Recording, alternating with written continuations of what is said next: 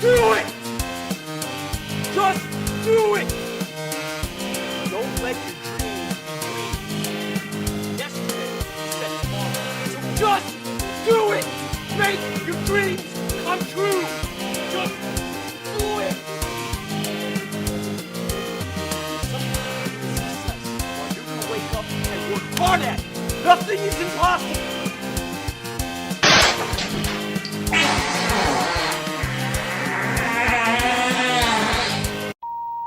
Well, whoop-dee-doo.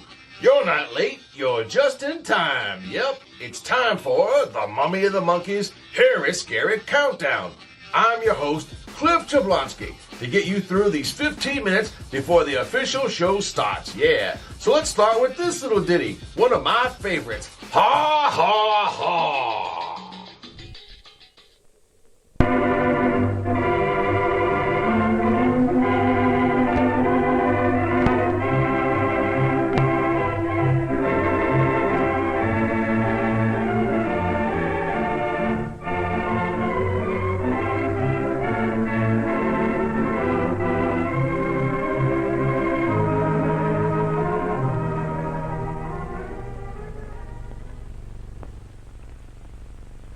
This is the sad story of Eleanor Jones.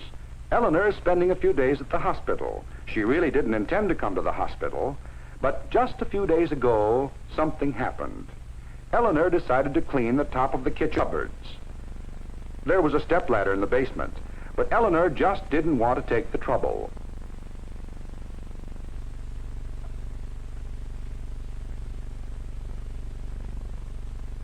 Careful, Eleanor, careful. So Eleanor has a chance for some extra reading. What are you reading, Eleanor? It's none of your business. Yes, Eleanor has learned her lesson. But how about you? Do you know how to play safe in the kitchen? No. One of the first things to remember is to arrange your kitchen as conveniently and as efficiently as possible. In this way, you avoid those extra steps which cause fatigue and thus reduce the possibility of an accident. Thank you, Mr. Know-It-All. Store the things you use near the place you intend to use them. Duh. And by all means, store poisons, extra matches, and other dangerous items far above the reach of children. Oh, good Lord, you scared me. Keep those cupboard doors closed. A bump on the head probably won't send you to the hospital, but it will be painful just the same. Damn right. Small accidents will happen occasionally, but don't let them become major ones. Wipe up that grease spot immediately before you have a chance to forget about it. Stop rushing me! A knife is a dangerous weapon if not treated with the proper respect. Uh-oh. Strangely enough, a sharp knife is less dangerous than a dull one. Since less force is required to use a sharp knife, it is less likely to slip.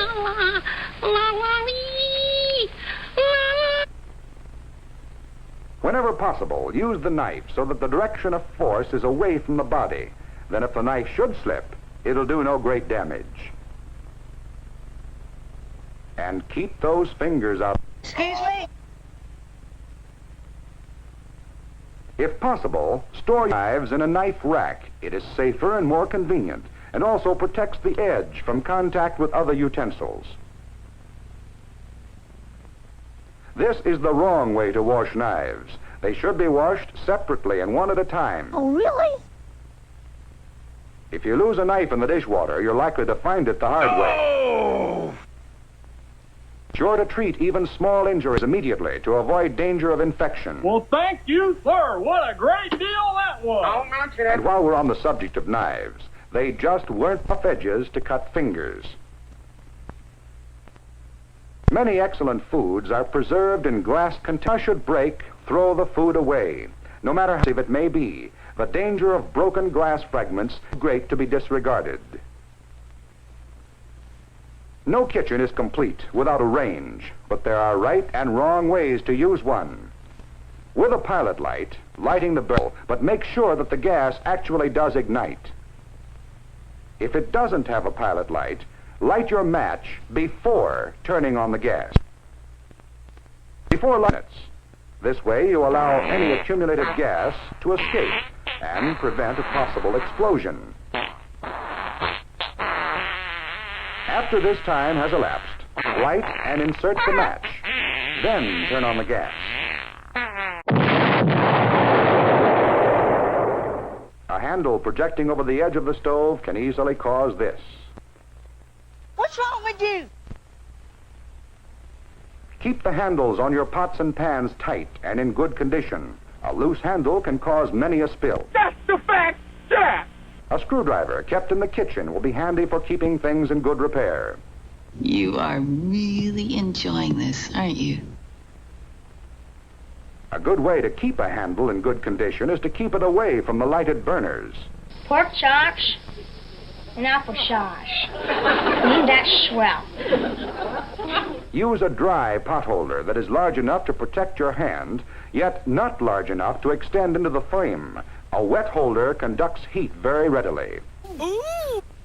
When removing the lid from a pan likely to contain steam, tip the lid in such a way as to direct the steam away from your body. All right. Foods fried in deep fat are delicious, but certain precautions should be observed in their preparation. The mistakes usually made are filling the pan too full and is at a temperature 200 degrees hotter than boil. Any water clinging to the food boils vigorously. This is likely to carry the fat over the side, where it may ignite.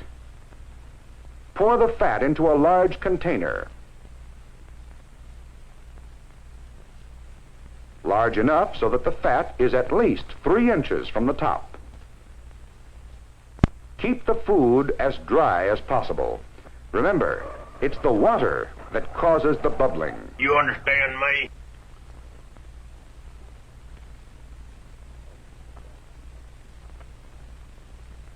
And just in case, keep a reliable fire extinguisher in the kitchen at all times. Gotcha. What's wrong here? All the burners are turned off. Ah, but don't forget, this stove has a pilot light. Don't leave papers or potholders near it, or this will happen to you. What a dumb thing to do. When plugging in or removing any electrical appliance, be sure your hands are dry. Why? Wet skin conducts electricity much more readily than dry skin. Therefore, the danger of shock is much greater when your hands are wet. Oh, is that a fact? Here is a dangerous situation. Keep those electric cords where no one can trip over them. Sometimes I'm a forgetful bear.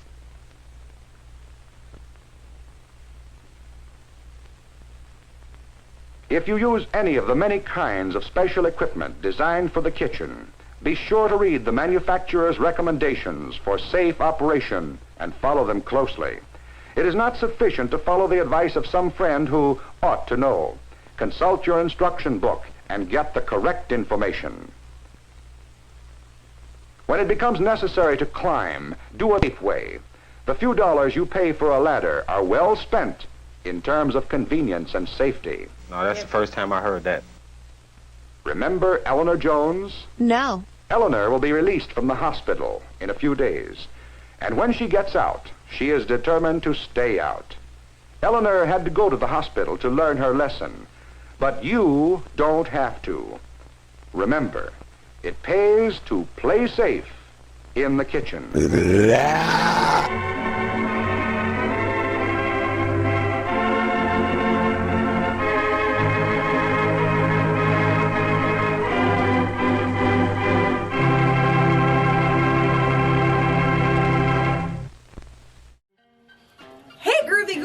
I'm Janet Decay, the Mummy. And I'm Grimgory, the Monkey. And together we host The Mummy and the Monkey's Hairy, Scary Hangout. Yes, our live streaming horror hosted show has it all. Skits, bits, and a scary flick. That's right, so for more information on our show, go check out themummyandthemonkey.com. And we'll see you at the Hangout. Woohoo!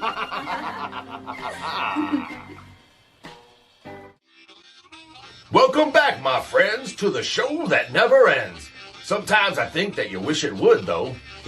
Well, we got a little bit more to go here on the countdown, so let's just get to it. What do you say? Yeah! So excited, so stoked to be here on the set of the Midnight Movie. I mean, look, there's Don. Oh, how you doing, buddy? Ooh, hey, what's up, my brother Denny? Ooh, hey, Janet, I can't believe we are here. Man, I'm such a big fan of you guys. Matter of fact, I want to start taping the show. I just need to know what time the show's on. Don't, Loki. What? Huh? Oh, the Midnight Movie. Oh, hey! Duh. Sorry, guys. Hey, come back, man.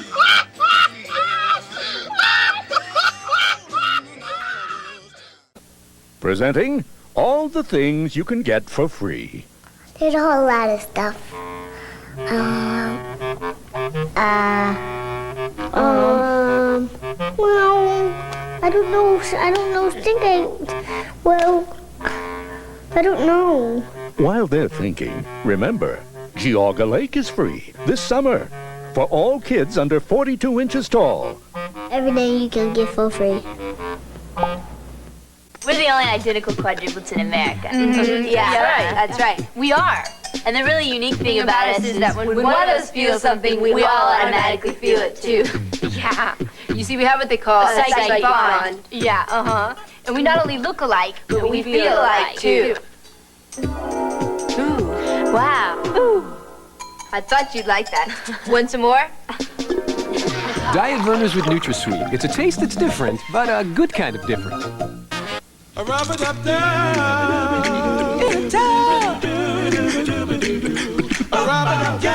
Sunbathing by Sun Chips. Sun Chips multigrain snacks. A little sun never tasted so good. They're all yours. Fire, go, Brownie! Very funny. Open the door, please, right now. Open. Hi. Excuse me. Hello, Domino's? Call now for America's favorite pizza feast with pepperoni, sausage, and mushroom. A medium's just $8.99. I've got a Domino's pizza. Nobody knows like Domino's. How you like pizza at home? There's just a one, and there's no mistake in it. One. Hello, Joe. What do you know? Faking it one. Just for the feeling. All right, let's sample a bottle. With real attraction. I'll make it two. One for you and one for me. Just for the taste. Now we get warm. Diet Coke. He's down. He's Mac. M-Tron Lego Maniac. He's exploring the unknown to bring galactic treasure home. He's got the power to attract M-Tron Lego Maniac. There's no universe he can't tame. Magnet Lego, that's his game. Mac. M-Tron Lego Maniac. The Lego M-Tron Collection, featuring the power of magnets, each sold separately from Lego. What you are about to see is bizarre, unsettling, and riveting. Sparkling soft drinks. Ain't nothing like a good Mountain Dew. Hey! Steaming hot coffee. Roses are red, and how do you do? Drink 4 of these, and whoop, whoop, whoop, whoop. Steamed or grilled hot dogs. Oh, my God. That is huge. Crispy hot fresh French fries. This is the best thing I have ever put in my mouth. How about a pizza? None better anywhere.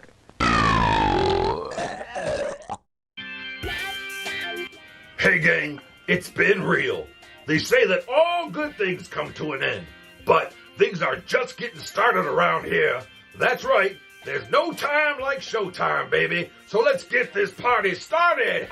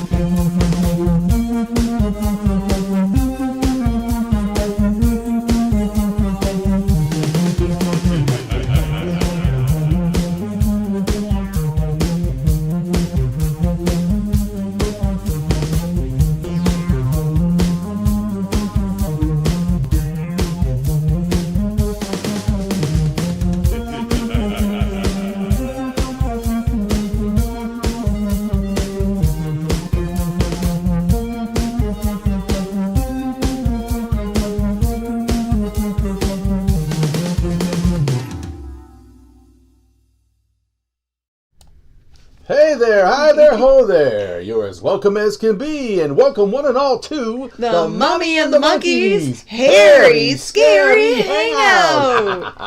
It's a Friday night, and we hope that you guys out there are down to Friday. That's right. DTF, buddy. That's what it's all about. And tonight, I should say, we're celebrating our 298th show. This is episode 298, baby. Wow. Wow, I can't believe it. It's only already? two more episodes until our big 300th episode, right? We're getting closer. Yeah. Whew, who even knew? That's crazy, man. But we'll dig it. We'll. Anyway, so tonight's show. I'm getting all excited. I'm really excited about tonight's show. I can tell. I'm all hyped up. So tonight we are playing a collection of retro film shorts.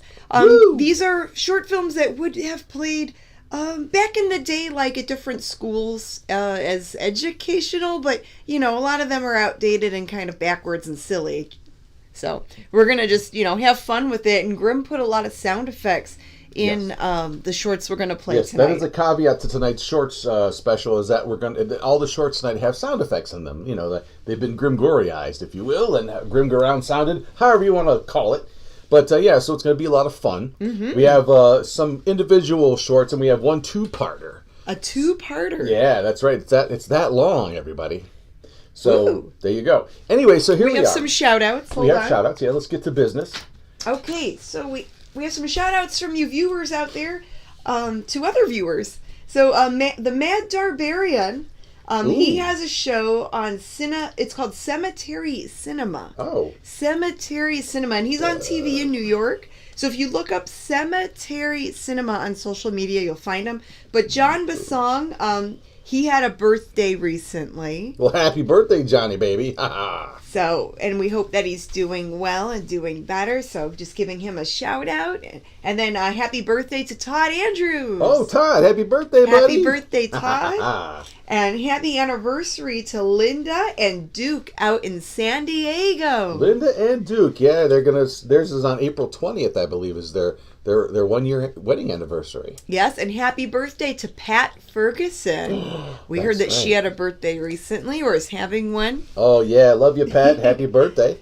Very cool. All right. And we've got a prize giveaway. Yes, we do. To one lucky viewer. The photo did well last week. We brought it back again. We're gonna do a signed, give out a signed photo to one lucky winner, and to be a part of that prize. A signed Mummy and the Monkey photo. A photo, not just any old photo. Yes, that's true. Maybe one day we'll do that. We'll just sign some. We'll just say it's a signed photo. Like a Polaroid found at the flea market. We've got lots of that crap. So yeah, just like a random picture. And that's a good way to get rid of our junk. Pretend it's like one of our relatives. Yeah, just kind of give email random. It's Great Aunt Maud. Random things that we don't want anymore. No, but we will sign that. It's a picture of us, and it's made to look like a magazine type of thing, a magazine cover.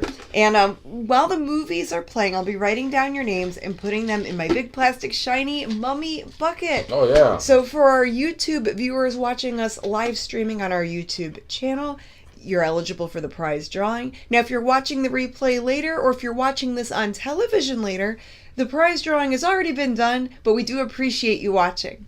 Yes, and we've got an early report from Santa Claus that said all of you have been really good so far this year. So tonight we're going to, in honor of that, we're going to show not one but two Rescued Reels commercial segments. Ooh, retro commercials. So you can thank Santa Claus for getting in touch with us. Oh, Santa did that? Yeah, we're in good, It's a little early for Santa. Yeah, but, I thought he would still be vacationing. Look, he comes once a year, so after he does that, he just got nothing else to do. So he sits around and calls us and all the other... I thought he'd go on vacation with Mrs. Claus.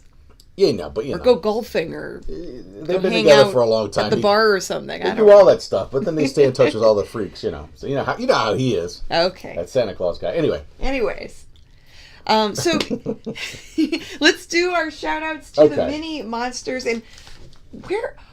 Oh my goodness. Oh my gosh, Grim. The mini monsters, they were playing with the spider webs and they're all wrapped up in the spider web over there. Oh no. But I think I know who did it.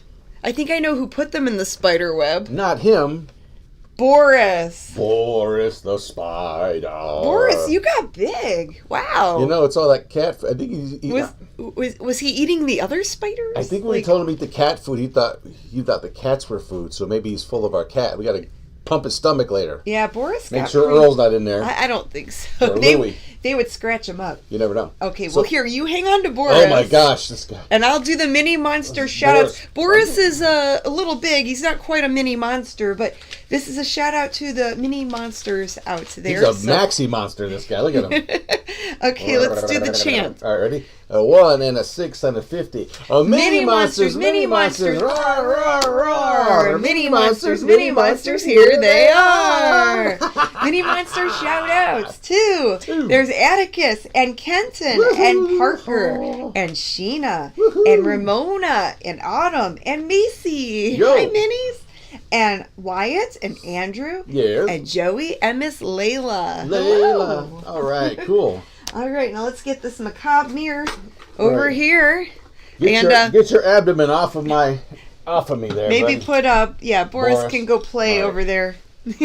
All right, Magic Macabre Mirror. Woo! Magic Macabre Mirror. Tell me who be here. Who be here? And let's see, we've got the Watson family and Jay Mars and Kevin and Tyler Wilson and Jeffrey Moore and Mofei Chen and Greg and Insane Jay.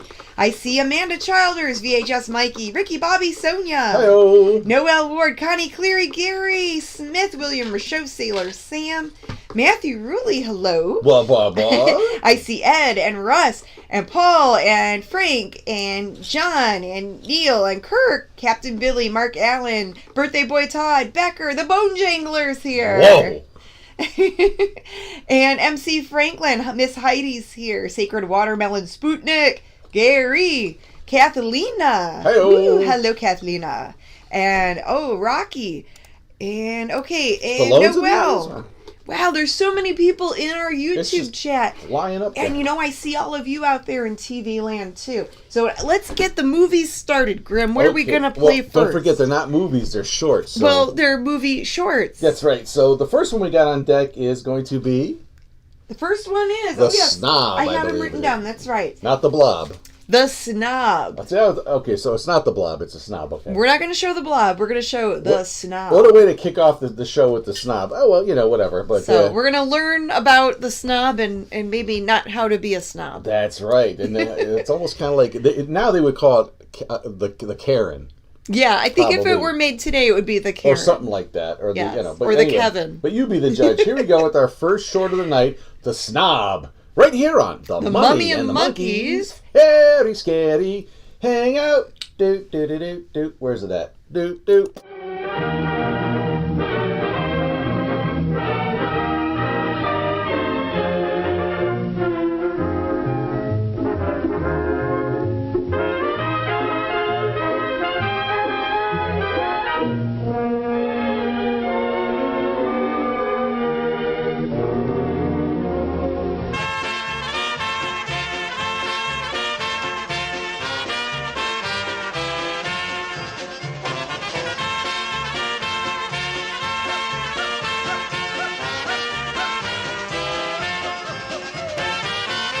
Expression x to the 9 minus 3 squared.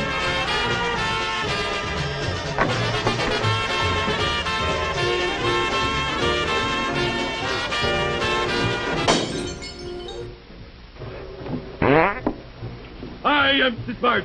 I am so smart. S-M-R-T. I mean S-M-A-R-R-T. Go away, Peyton. Come in. Hi, Mom. Hi. You better not be using my hair crimper on your bad place again. You're working so late on Friday night? This is my last algebra problem. I'm going to save my history until tomorrow. Sarah, your father and I appreciate the fact that you take your schoolwork seriously. But, well, couldn't you manage to arrange your time so you could have a little fun, too? I have a certain amount of homework to do, and I like to get it done on time. But you have the whole weekend. You could go out on Friday night or have somebody in. Like them? Is that what you mean? Having a good is all I mean. And that's why I talked to Ron's mother the other You day. didn't. Well, I suppose you fixed it so he'd have to invite me over. I might have, if it had been necessary. But I found out that those Friday night get-togethers are open houses. You could go. I know I could if I wanted to. I don't. I think you should go. You're only young once, and Mother, don't be so corny. There's nobody over there I want to... I think I better finish my algebra. Of course, dear. We'll talk about this some other time. You're too much trouble. Get some therapy.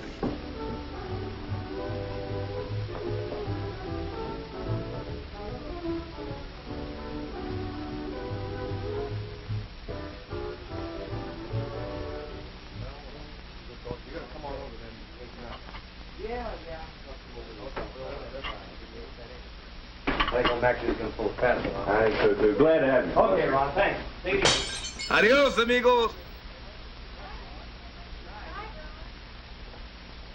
Your friends are certainly a nice bunch, Ron. Yeah, they're the greatest. Do you suppose they'd like to help you do something really nice? What do you mean, Mom? Well, how about being more friendly to Sarah Inman? Sarah Inman? Oh, Mom. No, really, dear, I mean it. Now, you could invite Sarah over here next Friday to join us. Ask Sarah to come over here? Oh, gee whiz, why? Oh, don't you want her to come? What? No, I don't particularly want her. Sarah Inman. Now, Ron, you know we've always said that all of your friends are welcome here at any time. Well, I know, Mom, but, well, the idea just kind of grew. We've got a large game room, well-stocked refrigerator, and lots of good records. So the gang started drifting in here on Friday. Nobody needed to be asked, but Sarah never came. She's too high-hat for that. She wants a special invitation, and if she gets it, it'll be just one more reason for her to think she's better than anybody else. Now, look here, Ron. Years ago, when you had rheumatic fever, don't you remember who it was who came over here every day and read to you by the hour? Well, sure, Mom, but well, she's changed since then. Oh, no, Ron, I don't think she's really changed. Why don't you give her a... Well, she was good to me once. I guess I can ask her to honor us with her presence. I'll call her tomorrow. Thanks, son. You know, growing up brings different problems to different people.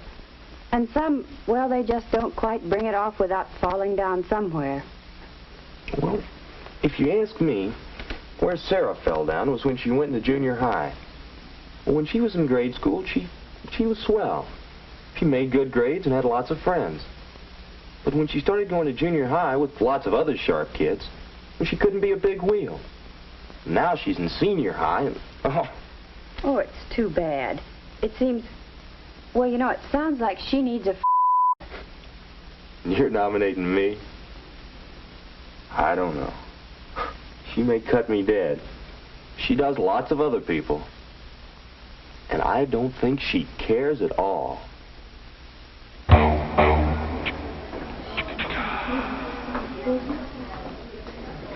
Her Highness has a new sweater. Ooh, it's luscious. You've got to hand it to Sarah. She certainly has good taste. The way she acts, you'd think nobody else did. She'll hear you. That's an awfully pretty sweater, Sarah. Well, don't speak. Were you talking to me? Never mind.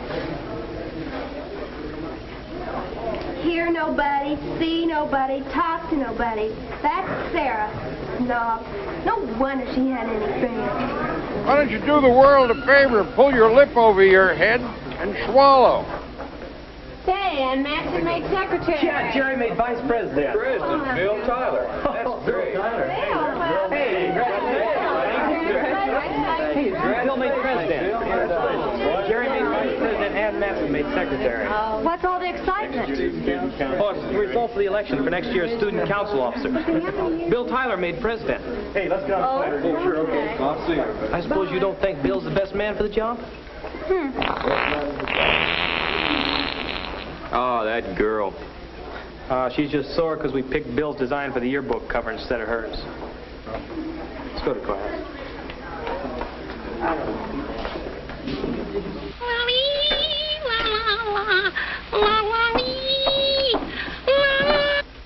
know you shoot us all out of the kitchen, but I don't mind drying dishes. Oh, really? Besides, I wanted to talk to you, Pumpkin. You did? You're so quiet during dinner. Something's bothering you.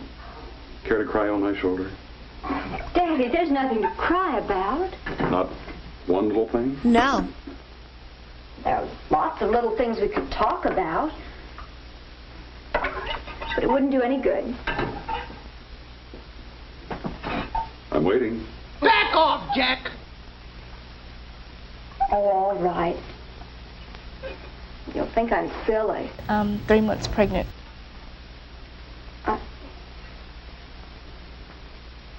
Well, this morning, when I came to class, I was worried about the history test first period. I was going over it in my mind, and somebody spoke to me. Nancy Yeager. I didn't hear what she said, but she looked at me as if she just hated me. Really? I worked hard on the history test, but I flubbed it. I know there are lots of people in there that don't study half as hard as I do, and they come off with the A's. I'm smarter than they are. I know I am. Nice girl, but about as sharp as a sack of wet mice. Last week, I worked just hours and hours on a design for the yearbook cover. Bill Tyler handed in just a blotchy sketch. I couldn't see anything to it. But his design is going to be on the yearbook cover. It isn't fair. I blame myself. This afternoon, Ron from next door called and invited me over Friday night. Sexy time. I had to say yes because Mother's been pressuring me, but I don't want to go. Bill Tyler will be there, and I don't like him. President of Student Council. All the kids that get by on apple polishing will be there, too, and I don't like them. Pumpkin. Will you shut up? I'm sorry you don't like so many people. Friends are important in this world. You should encourage others to make good and not dislike them for it. I think maybe your mother's right. I think you should go to Ron's get-together this Friday. Try to like people for whatever they are. That's all the dishes. I can clean out the sink. Okay, Pumpkin. Just one more question. Do you like Taco Bell?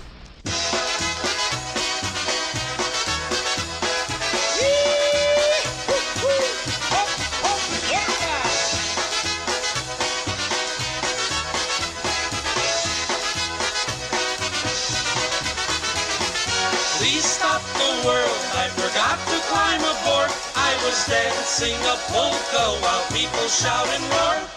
Listening to the music, sharp as a sword. Oh, please stop the world, I forgot to climb aboard. Not for you. First choice goes to our new president.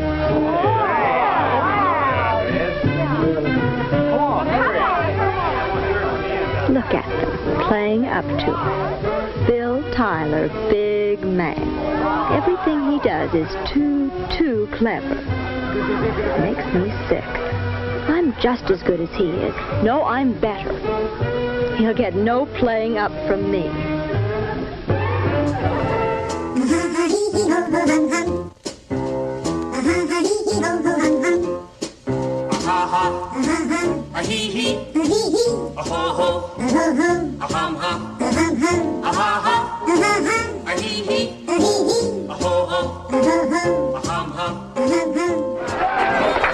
Boy, I didn't know which was going to wear out first, me or the music. Hey, how about it? You want to dance? I'd rather not. Well, you want to sit and talk then? I'd rather not. Not with you. Well, excuse me! Sorry, I didn't mean to make you mad. Now, are you satisfied? I don't know what you're talking about. You really froze him out, didn't you? I don't know what business it is of yours if I don't want to. Well, I think you did want it. You wanted to all right, but you just couldn't pass up the chance to be a snob. I have never been accused of something so heinous! What's the matter? Sarah? Sarah, come back. I can't. Why not? What's the matter? Can I do anything? No. Keep away from me, meathead! Oh, God, they're so mean and hateful. They don't understand anybody who isn't one of their gang and doesn't do all the silly things they do. They don't understand. They didn't mean it. Isn't there something I could... The Snob, hurting everyone, herself, her parents, her friends, other people. What makes Sarah act the way she does? Peanut butter. Is it a cover-up for some lack she feels in herself? That's my problem? Can a friend like Ron help her in any way? Hell no. Is the group justified in judging everything Sarah does as snobbery? I'll have to say yes. Shut up. What do you think?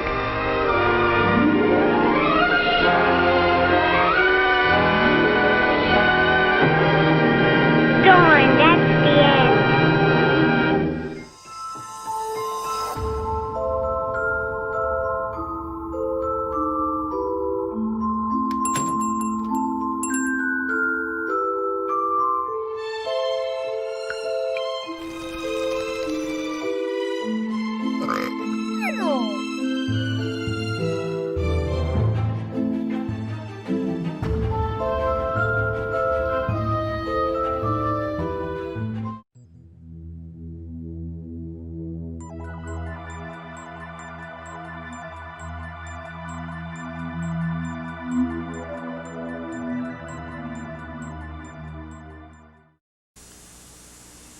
Candid Camera, the first 40 years will continue. I think this bunch deserves a treat this weekend. Yeah! We'll need extra cash. No problem. The Discover Card. Smart move. Get cash at thousands of automatic teller machines. Smart. With Discover Card checks. What next? At largest Sears stores, coast to coast. Get the most. For cash 3 ways, this is the one. Smart move. The Discover Card. Great day. Yeah, what are we doing tomorrow? The Discover Card. Americans are eating healthier than ever, or so they think. Even healthy foods may not be as healthy cooked in oil, margarine, or butter. Introducing new all-natural Pam No-Stick Cooking Spray. It adds just 1/10 the fat and calories of those things and keeps food light and delicious. The choice is yours. These or new all-natural Pam, because how you cook is as important as what you cook. Wendy's presents hot and juicy hamburgers. If you've ever had a dry, chewy hamburger, you're gonna love Wendy's hot and juicy hamburgers. Wendy's new big classic. Soft Kaiser roll, juicy meat, juicy toppings, and lots of napkins. Saturday. Somebody there? A special 1-hour offering. Honey, be careful. Of brand new stories. Do it now. From the Twilight Zone. Then, they say that love is blind and so is justice. But for Kojak, the price of justice could be the woman he loves. Kojak's back Saturday. Sunday, when a friend's framed for murder. Can Jessica KO the killer? Ernest Borgnine, LeVar Burton, Jerry Orbach, and Angela Lansbury star in a 90-minute Murder, She Wrote.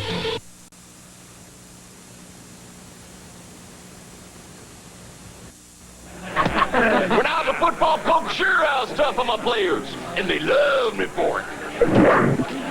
Shucks, that's why they invited me here tonight, to share some Miller Lights and to show their appreciation. You know, light tastes great and it's less filling. So here's to the greatest emotion in the world, the friendship between a coach and his players. No thanks, boys, I gave up cigars. For a great get-together, there's only one light beer. Miller Lite. I just love these reunions, don't you, boys? Oh, they love me. This Wednesday, it's a special 2-hour Magnum. And next Wednesday... What do you want? I want the truth. Frank Sinatra. Guest stars. So far, you're on a lousy investigation. This Wednesday on The Equalizer. Could you help me? A simple case of one woman in distress. She killed my partner. I was set up. Explodes when complicated by romance. Look out! I will clear you, I promise you. Wednesday on CBS. Thursday on CBS, The Wizard's New Night brings an age-old curse. Being smooth does have advantages. A mystery that could be his last. Stuart Granger guest stars on The Wizard. Then on Simon & Simon. What do we do now? We get caught. You've had better plans. Rick and AJ find evidence that's concrete. And on Knots Landing. It can't be true.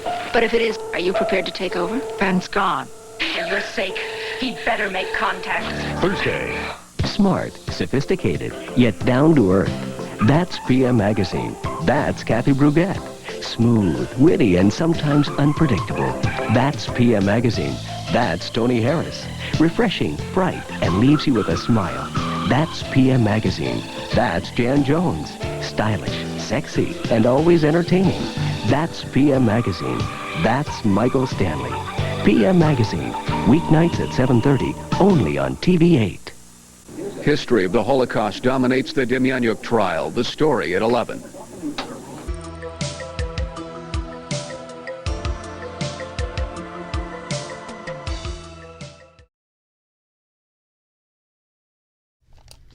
Woohoo! Hey, welcome back, crew, to the Mummy and the Monkey's Very Scary Hangout. You're watching tonight's Shorts Night Special.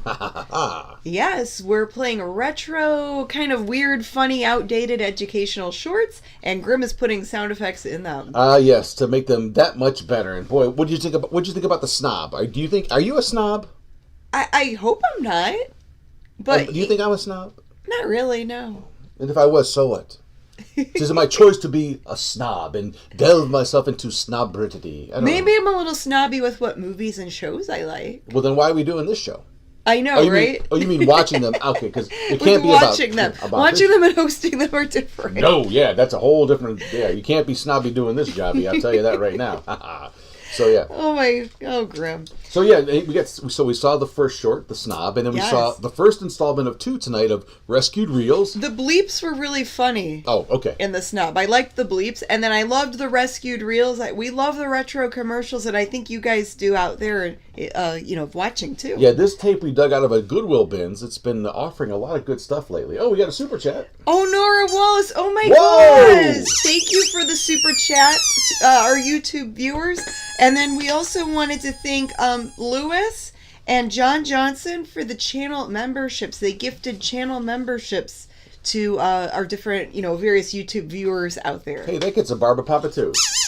Thank you so much. Yeah, so Rescue Reels, we culled that from a tape just the other day. It was a little warbly on the audio, but that's just the way the tape was. But still enjoyable. And one of our fans, Gary, he asked if it was one of the tapes he let you borrow, and it was not. But we have pulled commercials from tapes that he's let us borrow before. And there's so much more to it that he's given us. But yeah, you found that at the Goodwill recently. Just recently, yeah. And it's stuff from the 80s, which I'm psyched about. So that's the first thing I pulled off of there. That's cool. So, and there's a Miss America pageant from 87 on there and all kinds of good stuff. So sounds pretty rad. I'm starting to dig into those tapes. All right. So now, what are we going to do? Well, this is the time of the show when we host the Snack Toys segment. Oh, that's right. I hear all those bellies grumbling out there, so let's get to it. That's right, everybody. It's time for that segment you know and love so much. It's time for the Mummy and the Monkey's Snack Toys. New yummy snacks. Old movie facts. That's right. Let's talk about the snacks that we're going to be eating tonight. And the snack is right there, Grim. And I have my scissors. own. Oh, you have your own? Scissors. Oh, right here. Yeah, to open the bag. I see. You had them all prepared. I thought we were going to share the chocolates. That's good show prep. Well, so let's say where these are from. So tonight's snack is, for me, it's from Sweetie's Chocolates, and it's Old Fashioned Deluxe Bridge Mix.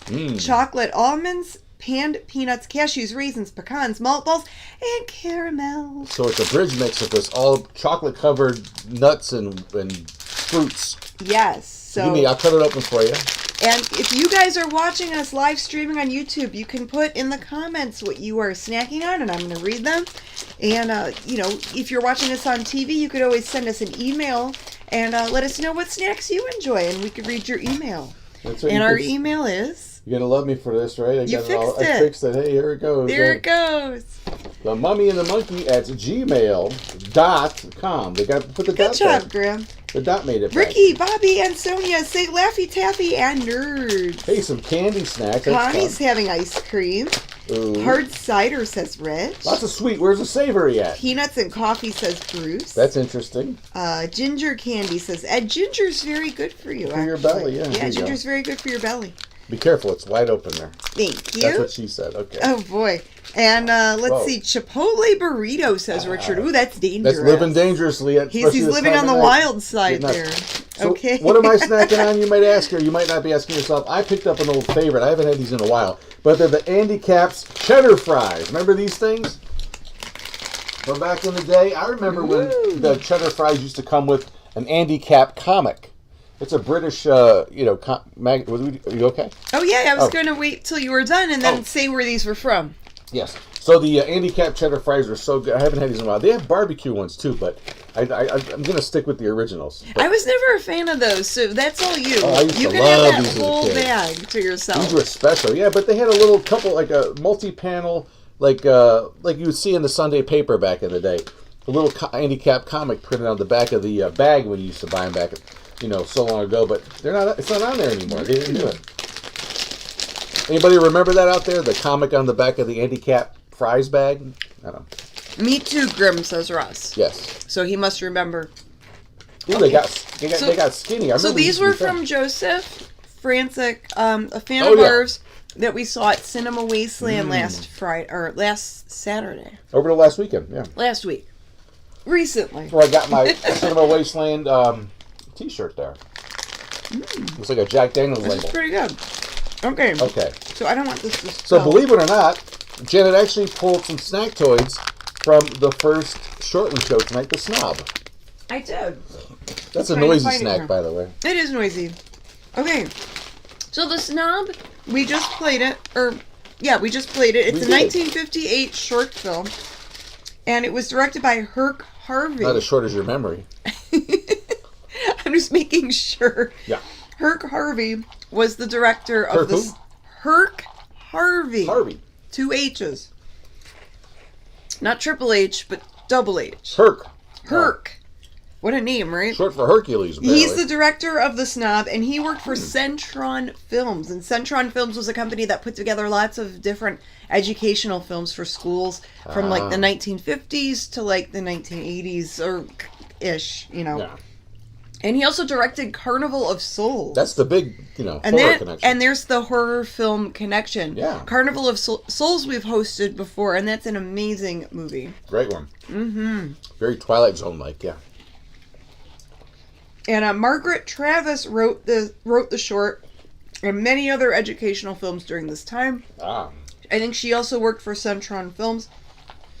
And to see a female writer is pretty cool in that kind of industry. For filmmaking and stuff like that. And this chocolate... Really gumming you up, huh? Yeah, it's pretty good though. These cheddar fries are great. Thanks, Andy Capp. So those are... can I have a sip of whatever you've got over there? If there's anything in there, I got a refill. That chocolate's really rich. This might not mix with chocolate that well. Not really, but that's okay. Right. Oh my goodness. Tasting good with these cheddar fries. Ooh. What's going on in the chat? Yeah, let's check that out. Canada Dry Strawberry Splash Ginger Ale. New flavor. Says James Muscarella. Strawberry Splash Ginger Ale? Yeah. That sounds Strawberry good. and ginger? That might be good together.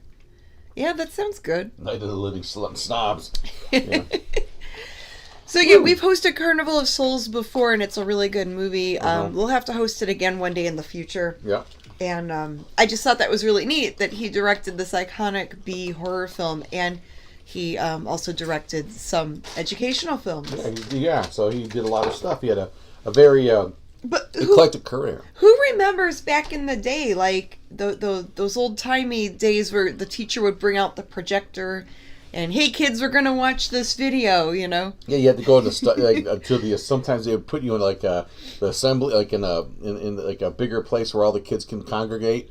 And one place it had an auditorium. They go, you meet in the auditorium. Oh yeah. Of the school, and they would play, or sometimes in the classroom they pull or the AV out. cart. Yeah, remember the AV cart? Yeah, it had the plugs that they're with all the stuff plugged into it. Had an outlet on the cart, and the cart would plug into the wall. That way, you can have the projector and the speaker and whatever else you had to finagle with to show the educational short or whatever. It's fun. I remember that, in high school they showed us a thing called Dead is Dead about taking drugs and stuff like that. Oh, drug wow. abuse. And, it was pretty hardcore. Pretty serious. Yeah, it was like Faces of Death. They did show like actual people who died from. Well, I guess they wanted to scare you. Oh, they did. Yeah. Yeah. Yeah. I didn't do those drugs. I did other ones. Like, hey, don't try that. I just did the drugs that they didn't show in the movie. That's all. Oh, jeez. I'm just kidding. Don't do drugs. That's bad. No, be good. Yeah. All right, so let's get to the next short. Yeah, the Harry Scary Hangout's my drug. Let's wrap up the snack toy segment because I think I botched it. My DOC. So the next short film of the night, she shares a name with me. Yes. This next one is Janet and the Genie. Ooh. So this sounds like fun. That's not the Mummy and the Monkey, but Janet and the Genie. So there's another Janet around. This is a two-farter. Two farts to this short. Yes, so we're going to watch part one. Find it. Hold on a minute. Of Janet and the Genie. Here it is. Okay, here we go. We're going to learn all about grocery shopping. Yeah, that's right. Hopefully you got some snacks left to enjoy part one of Janet and the Genie. Write notes for your home ec class. That's right. So here we go. You're going to learn some very valuable information with this one. Okay. Mm-hmm.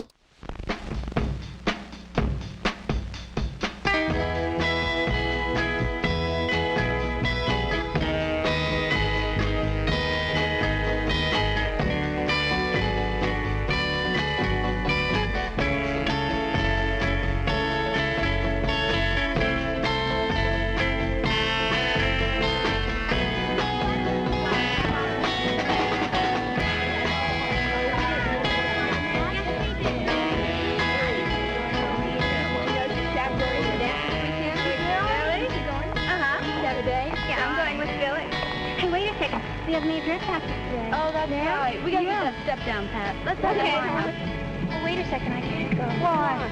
Because I promised my mother I'd go grocery shopping with her. Oh, Dang. fun. Yeah. Well, we'll go to my house tomorrow then. Okay, come with me. All right, goodbye. Adios, amigos.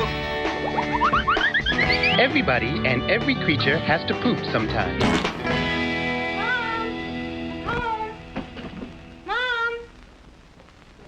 Mom?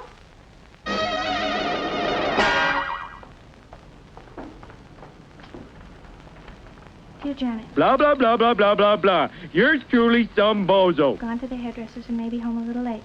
There is a grocery list and money near the phone. Cha-ching! Please go shopping yourself. Oh, no. She wants me to do the shopping. I'm the world's worst in a supermarket. I don't know grade A from grade B. Duh. She knows it. Oh, my gosh. What am I gonna do? I know. I'll call Vicky. Oh, what's the use? She doesn't know any more than I do. Smoky smoke! Say, you're the kookiest. Thank you. Who are you? I'm a genie. Oh, get out of here! A genie, huh? Where'd you come from? You ought to know.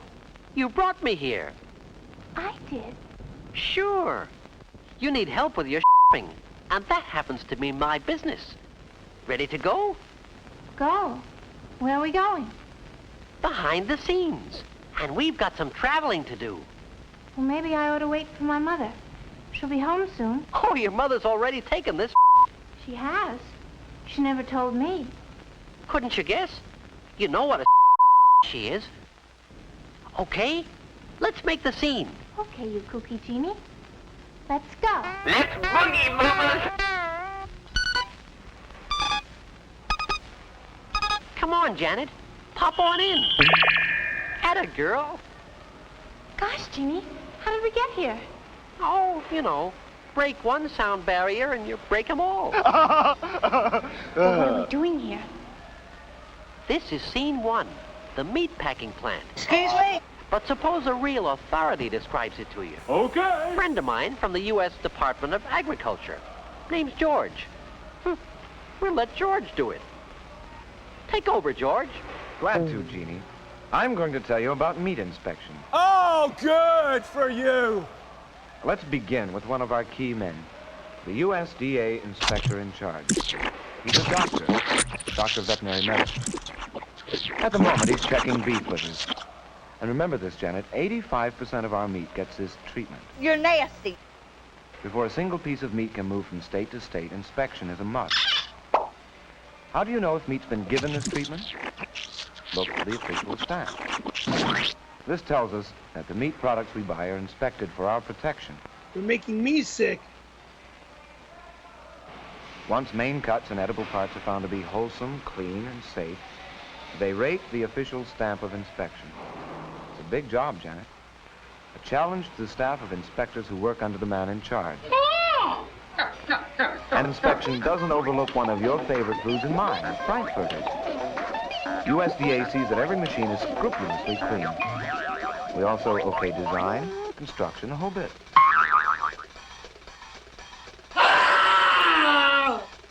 Now, when your hot dog is USDA inspected, rest assured you're biting into a wholesome one. This is the best thing I have ever put in my mouth. I was hungry. The USDA seal appears on the label of every inspected package. Call it a wiener or a weenie, a frankfurter, or just plain frank. It's still a hot dog, and a wholesome one. And that goes for all federally inspected processed meat products. Oh, is that a fact? Before meat can leave the packing plant, it must be safe, yes. But meeting federal inspection requirements doesn't mean a tender steak. No, Janet, that's another matter. Meat quality. And it has its own USDA guide. Really? Quality is judged by a USDA meat grader, an expert in meat. Confuse me? While two carcasses may look pretty much the same to us, a meat grader sees a world of difference. He rates each carcass against the federal quality requirements for each grade. USDA Prime, Choice, Good, and Standard. One important quality factor is age. Another, marbling, little specks of fat within the lean. You confusing me. USDA Good beef has little marbling.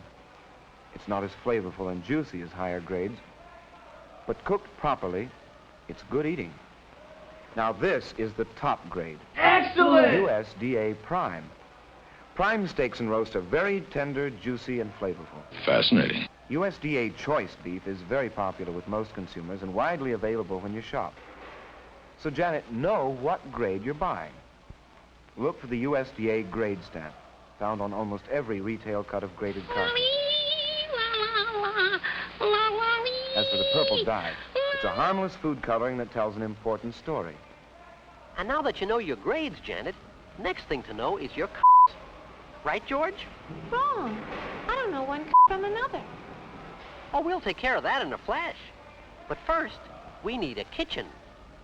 USA, USDA, CNMS, abracadabra. Come on, Janet. Pop on in again. Okay, friend George. Carry on. Now, Janet, let's look at some beef cuts. Alrighty. This rib roast and those porterhouse and sirloin steaks are naturally more tender than many other cuts. Their grade is important, too. It's your guide to just how tender and flavorful they'll taste. Boring! You can rely on this rib roast, USDA Choice. Now, just add a bit of brown sorcery and food fit for Genie. Shut up! These porterhouse steaks and that sirloin steak all look good, too, don't they? No. You can broil them in all confidence, Janet. They are tender cuts and USDA Choice. That's the fact, Jack! Now, here's a less tender cut, a blade chuck. It's been graded USDA Good and makes good eating when cooked properly. Oh, really? The trick?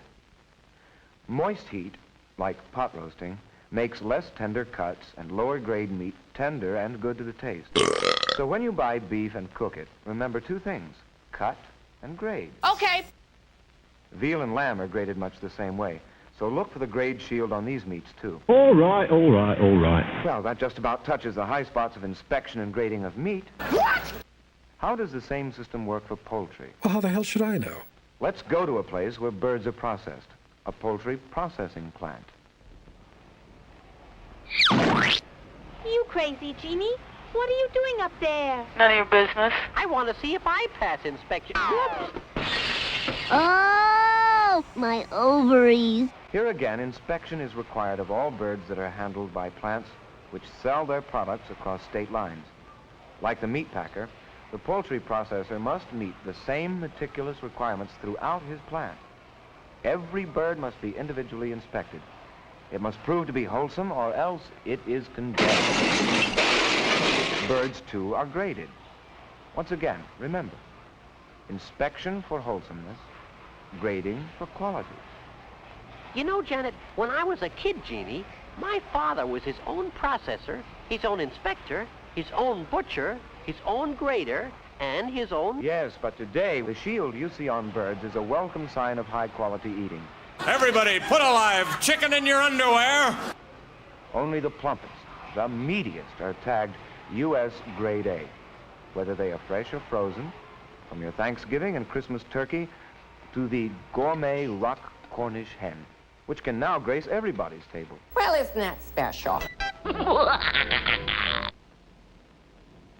Look, Genie, frozen dinners. They're easy to cook. All you have to do is put them in the oven and heat them up. And eat them up. What's more, eat them in confidence, Janet, because they, too, are inspected. The label tells you. Just check it like all good shoppers. Thank you, Mr. Know-It-All. Now, here's the Federal Inspection Laboratory where products are checked. But where's Genie? Genie? Where are you? Genie?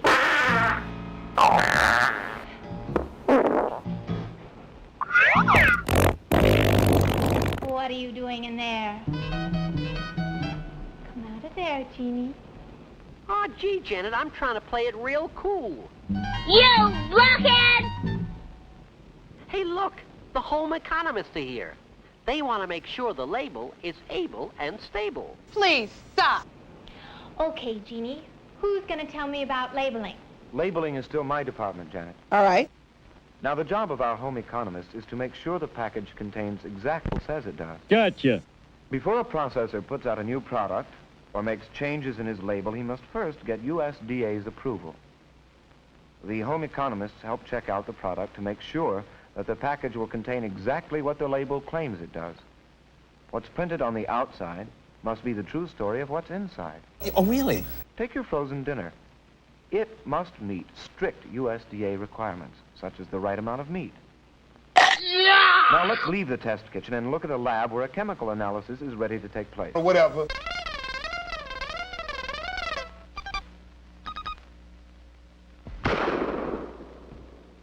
Say, what's so funny? How do you always manage to get into these situations? Occupational hazard. My father used to warn me, never be a genie. Don't ever be a genie, Janet. Do you mean there can be girl genies? Do you have a genie girlfriend? Come on, tell me. Well, she has light brown hair and, well, you know the rest.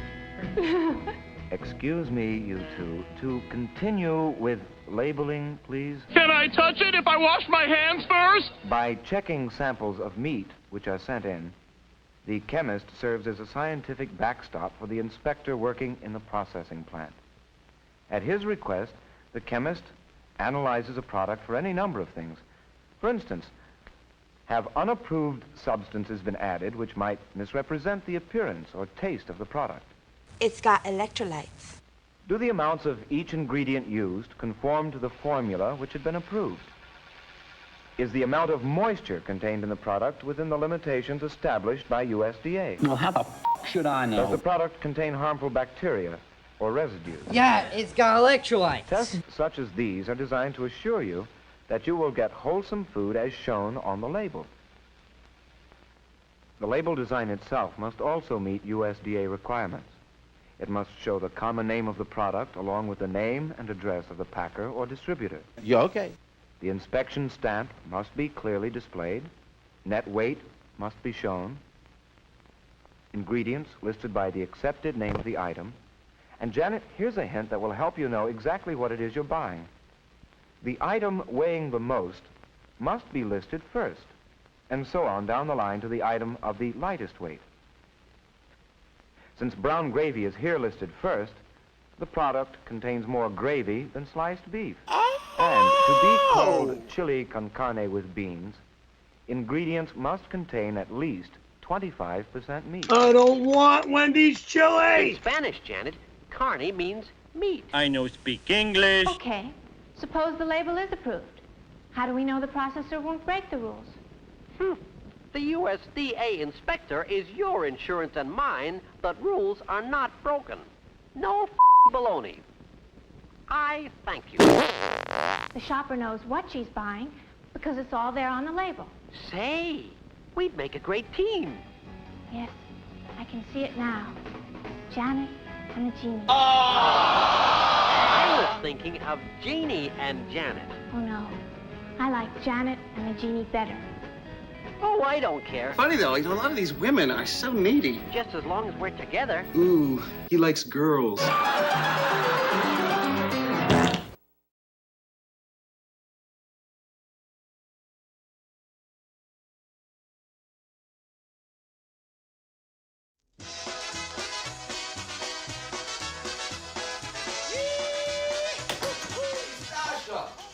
Stasha, what's all that racket going on down here? And where's my wrench? You see my wrench? Whoa, hey, what the heck is this here? Big Ski Tron 2000 and a half. What the heck is that? All right, sure, whatever. All right, girl, I'll tell you. Always doing something with this.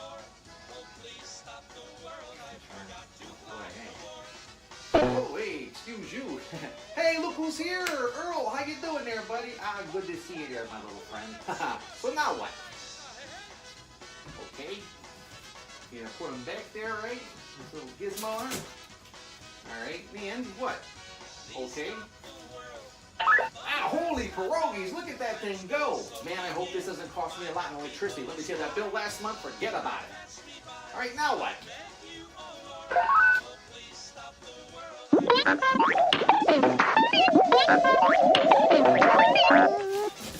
Whoa, hey, look at that. What did you do to Earl? Look at him. He's 5 times his size. Holy moly, look at that. Wow, you're really onto something here, Stasha. I never knew you had it in ya. You know what this means? Oh, no, whoa, wait a minute. Don't say it out loud. Usually when you're yelling, I can't take it. Whisper it in my ear. Uh-huh. Uh-huh. Uh-huh. Uh-uh. Nuh-uh. No, what do you mean? World peace, world hunger. To feed everybody, make things bigger. I got a way better idea. Wait right here. I'll be right back.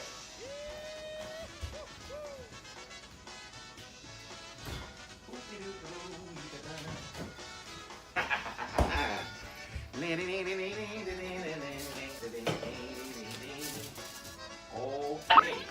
Woo-hoo-hoo.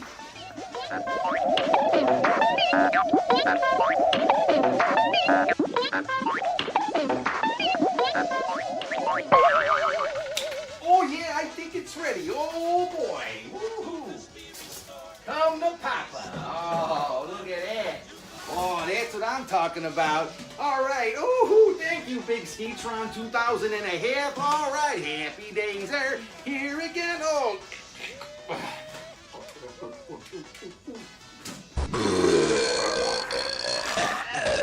Woo! Sorry about the kabasi burps. High five there, Stasha. Thanks so much. See you around there. I'll be back with the rest of that 6-pack. All right, it's going to be a great weekend. All right, woohoo! Well, it looks like Stasha's going to have to wait on that Nobel Peace Prize. But Yashu, he's going to be a hit with the neighbors. Join us next time for more misadventures of Stasha from the old country.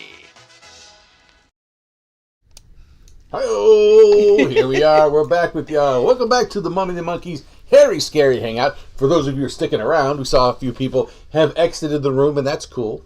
Yeah, that's okay, because we'll have some more fun. It's all good. Yeah. And if you thought part 1 was boring, well, wait till you see part 2 of Janet and the Genie. We ain't done with that one yet. No, the sound drops are hilarious. Oh, I the forgot. unnecessary bleeping. Yeah. Oh, it's so funny. Yeah. The screaming when they cut open the hot dog. Yes, it seems like everybody got a kick out of that stuff, and I haven't seen this in about a year or so. So yeah. It's so funny. Well, who knows what I did for part 2 of this? Who knows? We'll see. It's great. Yeah. Okay. Now we had some super chats come through on YouTube. We want to thank Dane Stotzer. Thank you for the super chat, and to Michael B. Whoa. Thank you so much. Very nice. Yes. And let's see, there's a They're lot of very people humble. still watching, so that's cool. Yeah, it's still a lot of show to go here. We're like halfway through. Yeah, people were saying that the bleeping was great. They like the sound effects. Yeah, well, it's funny because especially these shorts are so innocent, and they were educational purposes. They're for educational purposes. So when you goof on them like that, it makes it kind of funny because they obviously weren't going for that. But and like something I noticed, like none of them were wearing gloves when handling meat. Oh, a lot of people noticed that in the chat. Like they're handling raw meat and they're not wearing any gloves. Maybe they thought the gloves would look weird for the video. No, I think, and yet or maybe back in those days they didn't wear gloves. And yet somehow the human race is still here. I mean, you're gonna cook it, and cooking it would kill the germs. But yeah, but if your hands all day, I mean, what if you touched your mouth? You're gonna have what if you're like salmonella touching the meat and then you like pick your nose or you itch your and you then go to the bathroom and you wipe or something. Yeah, somewhere? like aren't you gonna wash your hands or something? I hope so because that I don't know. I don't know how that'll work. But like I said, people got their human beings have somehow they survived. They survived all of that. Yeah, wild. Okay, so what do we have coming up? Another next? Super chat right there. Oh, another one. Oh my goodness. Next is part 2. Kirk Harrington, thank you so much. Thank you, buddy. Thank you for the super chat on YouTube. Thank you, guys. Love the short show and the vintage commercials, says Viridian. Viridian Fern. Lots more coming up. We have at least we have the second part of the Janet and the Genie to come up, and then we have 2 more. We've got a few more after that in the wings if time allows. So there's and a lot. another segment of Rescued Reels Part 2 is coming up. So okay, we did get some fan mail, but we will share it for episode 300. Okay. So I'm just sharing that part. But we did get an email. Our friend Bruce, he's part of the Ghostly Gallery podcast. Woo. So he has some new podcasts out, and we did get an email notifying us. So we'll have to give them a listen. Awesome. Yeah. And a couple years ago, they interviewed us for one of their Halloween shows. Yeah, that was fun. It was a lot of fun. So if you guys like classic horror films or new horror movies or ghost stories, you want to check out the Ghostly Gallery podcast, and just Google it and it'll come up on Podbean and on other platforms where you listen to podcasts. The Ghostly Gallery. Ghostly Gallery, yeah. So that there's our fan mail there. Awesome. And so if you guys, let's do some promos. Promos, you say? Because if you guys want to, you could check out these other things that we're going to promote. Okay, here we go. There we go. I got to keep the audio on. Okay. Hey, it's the Monster Member program that we got going on YouTube. Yes, if you guys like, you can become a channel member or a Monster member of our YouTube channel, and it's only $2.99 a month, and that gives you access to exclusive members-only content. We put out a video a few weeks ago. We need to put out a few more. We try to upload a few like every couple weeks as a thank you to the channel members. Yeah. And sometimes it's behind the scenes stuff, showing some props. Like I shared some props from the Ghouls studio. Oh, cool. You know, sometimes you might see like a Crypt Kitty video, or maybe a retro commercial that might have been a little too risque for YouTube. Interesting. Or for, our live streaming or television. That's right. So don't delay. Join now. That's right. And if you want to be the coolest monster on the block, how the heck would they do that, Janet? If you want to be the coolest, best dressed on the block, you can check out our merch shop. I don't know what happened. That was it. There we go. There it is. You can check out our merch shop, and that is on themummyandthemonkey.com. It's also in the YouTube video description box below.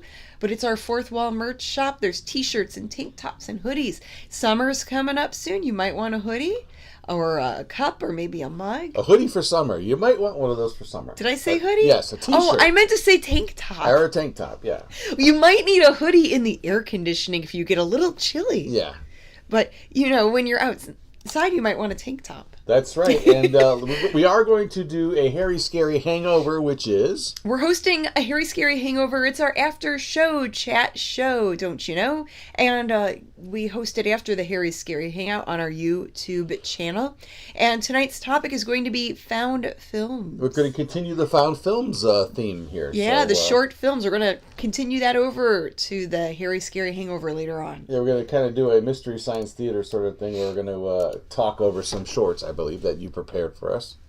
Some not quite, but it's something not shorts, along... but like short, actual people's home movies. And mystery home movies. Ooh. Found home movies. Mystery reels, yes. Yeah.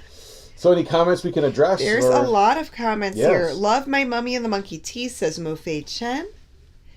And let's see. Fulton says, please sign up. Only you can prevent Grim from having to go back to his old job at Bikini Baristas. That's right. Oh, I hated that. No. You were a bikini barista? That's right. And it was just so hard to tuck all that hair in those skimpy clothes they made me wear. That would be so much waxing. And don't ask me where I kept my bottle opener, let me tell you. Ooh, oh my. Not comfortable. All right, well maybe that metal's really cold. Maybe we can chat further while the movie's playing. Oh yes, that's right. We have to finish up Janet and the Genie, so here we go. Mm-hmm. We're gonna see how these two, this second part deals, I think, with the Janet and the Genie's marriage and really messy divorce. Oh, I think so. Oh my! Was that a super chat that came through? Jim Hearns, thank you for the super chat. Okay. He says, "I love My Mummy and the Monkey T-shirt. I like to dress well." Thank you for the nice YouTube comment. Thank you so much. So here we go with part 2, the conclusion of Janet and the Genie, right here on The Mummy and the Monkey's Harry Scary Hangout. Do it now. By the way, Janet, do you like apples? Yeah. And I suppose George is going to tell me all about them? Well, I was kind of thinking of Charlie. Okay, Genie. Who's Charlie? Friend of mine. Friend of mine from USDA. Knows all about it. Yes, Genie. I know. Name's Charlie Adams. He really knows his apples. Hi, Janet. Did you know there are more than 300 U.S. grade standards for all kinds of fruits and vegetables? No! Here's a USDA specialist at work grading apples, Janet. He checks to see if the label is accurate. English? Who needs that? I'm never going to England.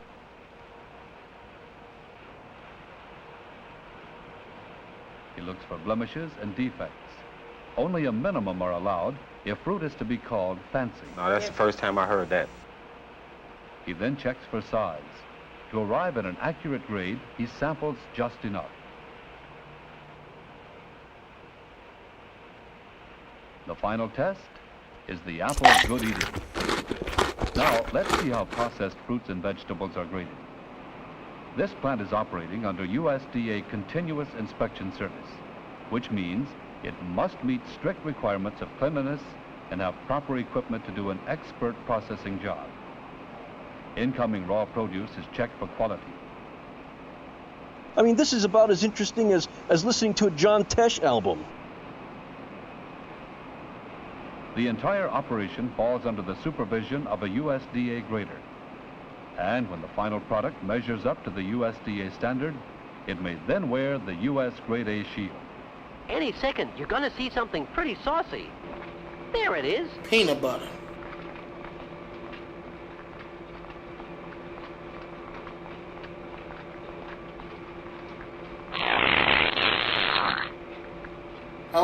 Okay. Who cut the cheese?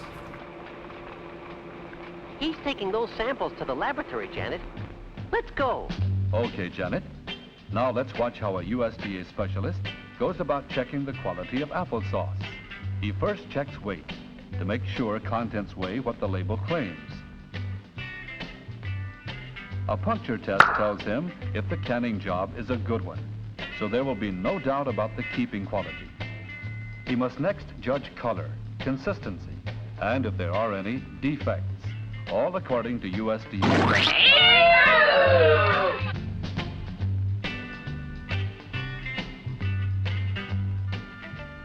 The taste test is mighty important too. And the grader also uses scientific equipment to measure sweetness. Hijo de la chingada! Is that a joint, man?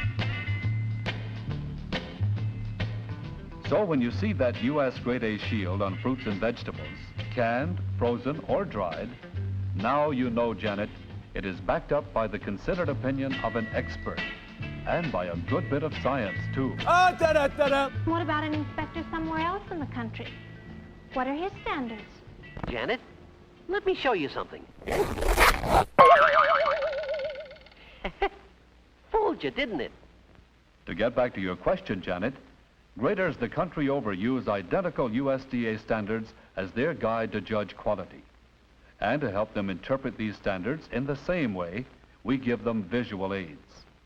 Say a grader needs to judge how red a Red Delicious must be to merit the grade U.S. Fancy. He looks at an apple model for guidance. Now see this fellow, Janet? He's using a color What's wrong with you? Comparator. Color comparator, Genie.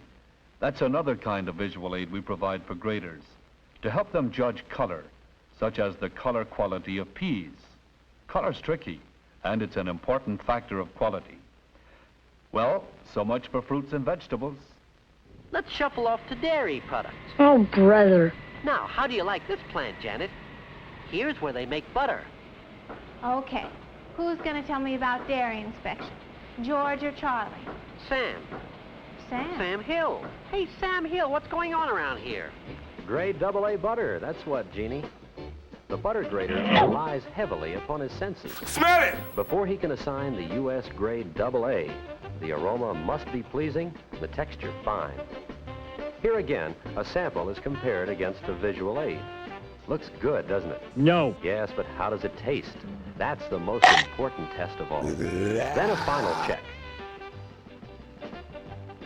The grader is about to take these samples into the laboratory for a keeping test to make sure that butter carrying the USDA grade mark will retain its fine flavor and texture.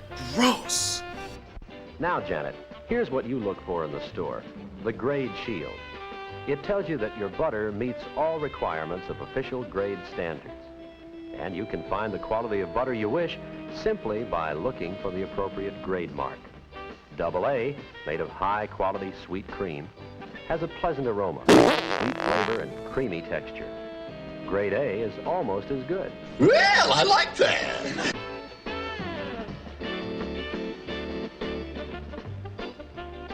Grade B lacks the fine, fresh flavor of the two higher grades, but pleases many who like its slightly acid taste.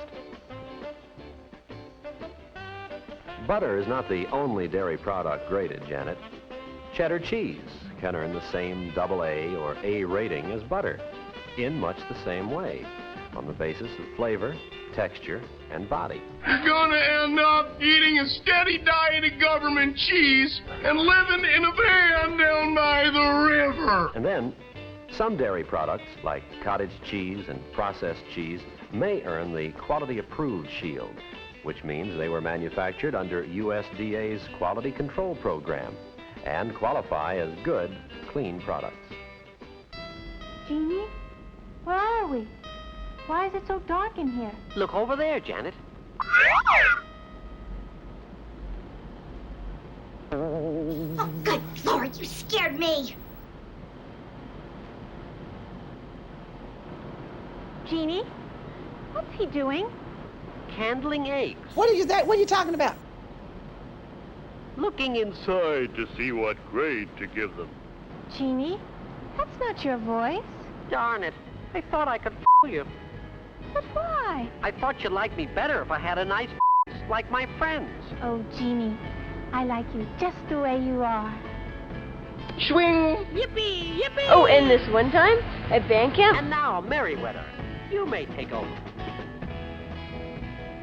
Merriweather. First George, then Charlie, then Sam, and now Merriweather? Merriweather here. Well, hello there. Like so many of the products you saw today, Janet, eggs too are graded. Here's one way. Candling. I beg your pardon? Candling lets the grader see a number of things that determine the egg grade. Is there a small air cell inside? Is the white of the egg clear and firm? Is the yolk free of defects? The better the egg, the higher the grade. Ain't nobody got time for that. Let's look at another method of grading, shell breaking, a system used in a special quality control program. Once the grader has gathered up and weighed his samples, he breaks them out. Oh, really? Thus, quality meets the eye. He first measures the height of the white, the albumin. Next, condition of the yolk is observed. Okay. Now, this is a grade B egg. The white runs and the yolk's flat. Even so, it's perfectly eligible for baking. Devilishly good for angel food. And here's a grade AA egg. Boil it, it, it's the best. Eggs are weighed to determine size, and the size has no relationship to quality. When a dozen eggs weigh 27 ounces, they're called extra large. At 24 ounces, they're large size. 21 ounces, medium size, and so on. That's nice. A difference of 3 ounces between each weight class. And here are the packages. Look for the grade mark, and remember, grade AA, A, or B for quality. Size, like extra large, large, and medium for weight. Once you know the weights, Janet, you can compare costs and get the best buy. That's what makes you a good shopper. Let's see now. Tell me if I'm learning, Genie. All right. These are grade A eggs. The extra large cost 5 cents more than the large eggs. Extra large are the better buy. Nice girl, but about as sharp as a sack of wet mice. Grade AA butter for that wonderful flavor. And aroma. Smarter by the second. Tops in quality, right, Genie? Right, Janet. This girl really catches on. Packed under continuous inspection. U.S. grade A fancy. More grade A fancy. I am so smart. I am so smart. S-M-R-T. I mean S-M-A-R-R-T. U.S. fancy apples. Gee, they're beautiful. Thank you. Let's see how I do with meat and pork, Genie. Okay, Janet. A rib roast. Inspected and passed. Wholesome. Safe to eat. And graded choice. That'll be for Sunday dinner. It is nice. A T-bone. Graded choice. Daddy's favorite. Graded choice. It'll make a good Swiss steak. Mm-hmm. You see? When you know what you're doing, shopping is fun. Oh, get out of here! Inspected and passed. Wholesome. Safe to eat. U.S. grade A. Plump and tasty. What a beauty. This is getting on my nerves.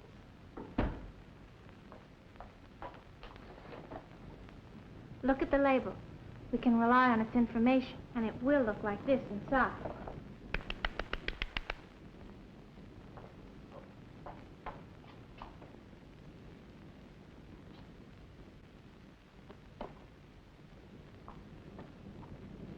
How am I doing, Genie? Looks like my Janet doesn't need her Genie anymore. Well, I won't be getting any sleep tonight. It's as hard as a rock. We learned a lot from you, Genie. And you know what? They're loads of fun, too. Wait till I tell Vicky about you. You'll have to give her a...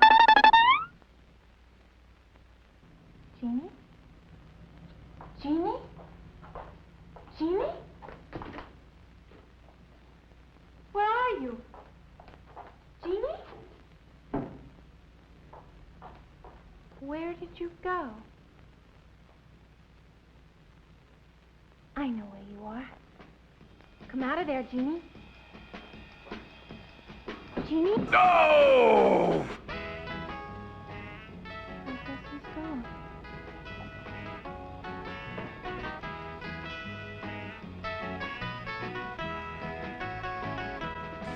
dear. Oh, hi, Mom. You know what I tried? What? Pristine. Pristine? Feminine hygiene spray. Oh, that's right. How do you like it? I like it. Lets you feel fresh, and it lasts all day. You're kidding. It really lasts all day? Sure. I use it every morning now. Pristine spray mist or soft new spray powder. They both last all day. Is this a happy ending or a sad ending? It's an ending. That's enough.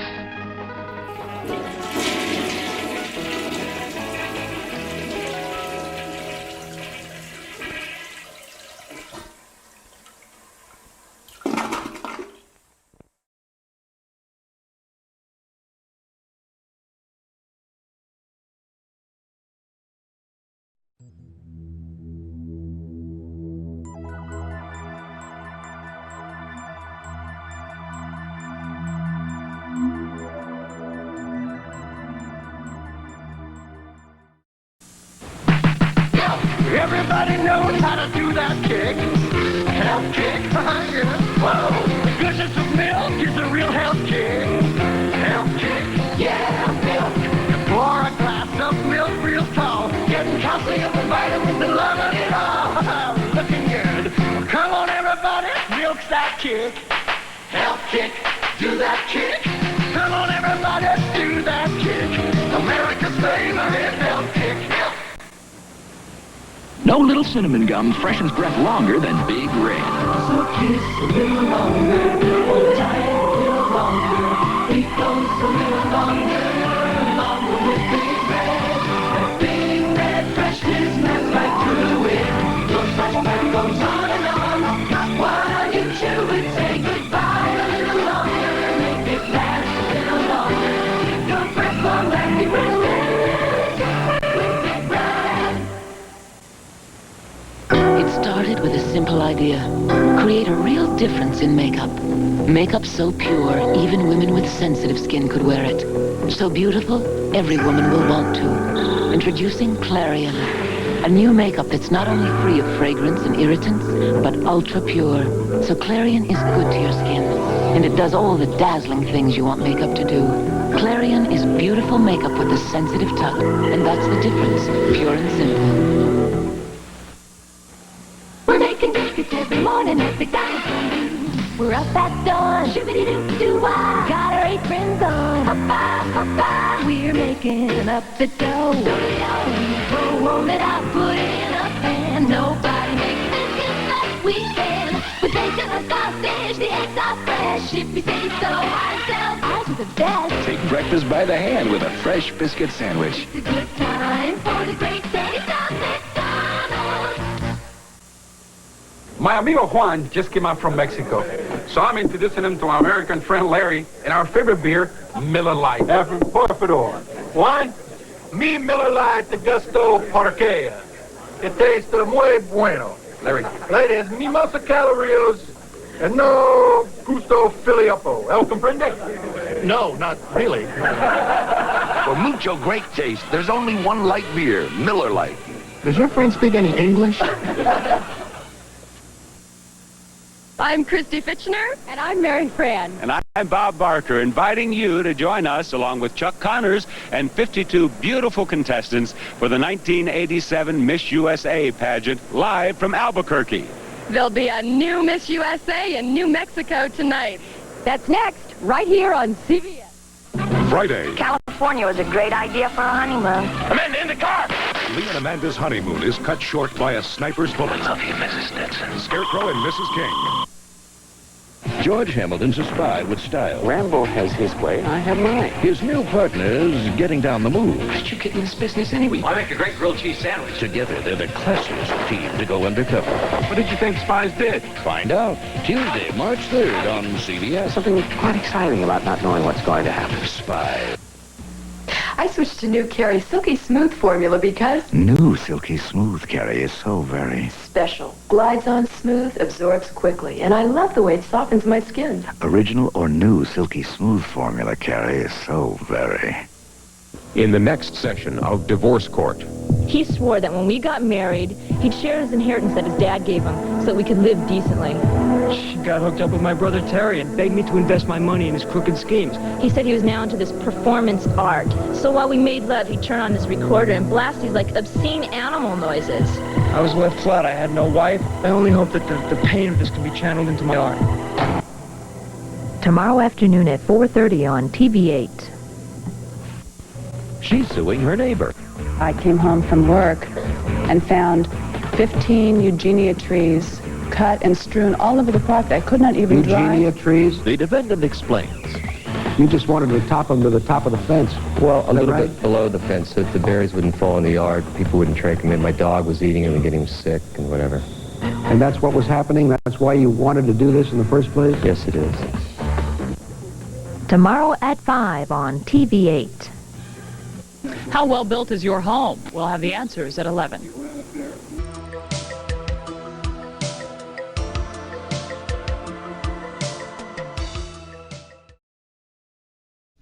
Whoa! Hey, welcome back, one and all, to the Mummy and the Monkey's Hairy Scary Hangout. Not that you ever left, but you know what we mean.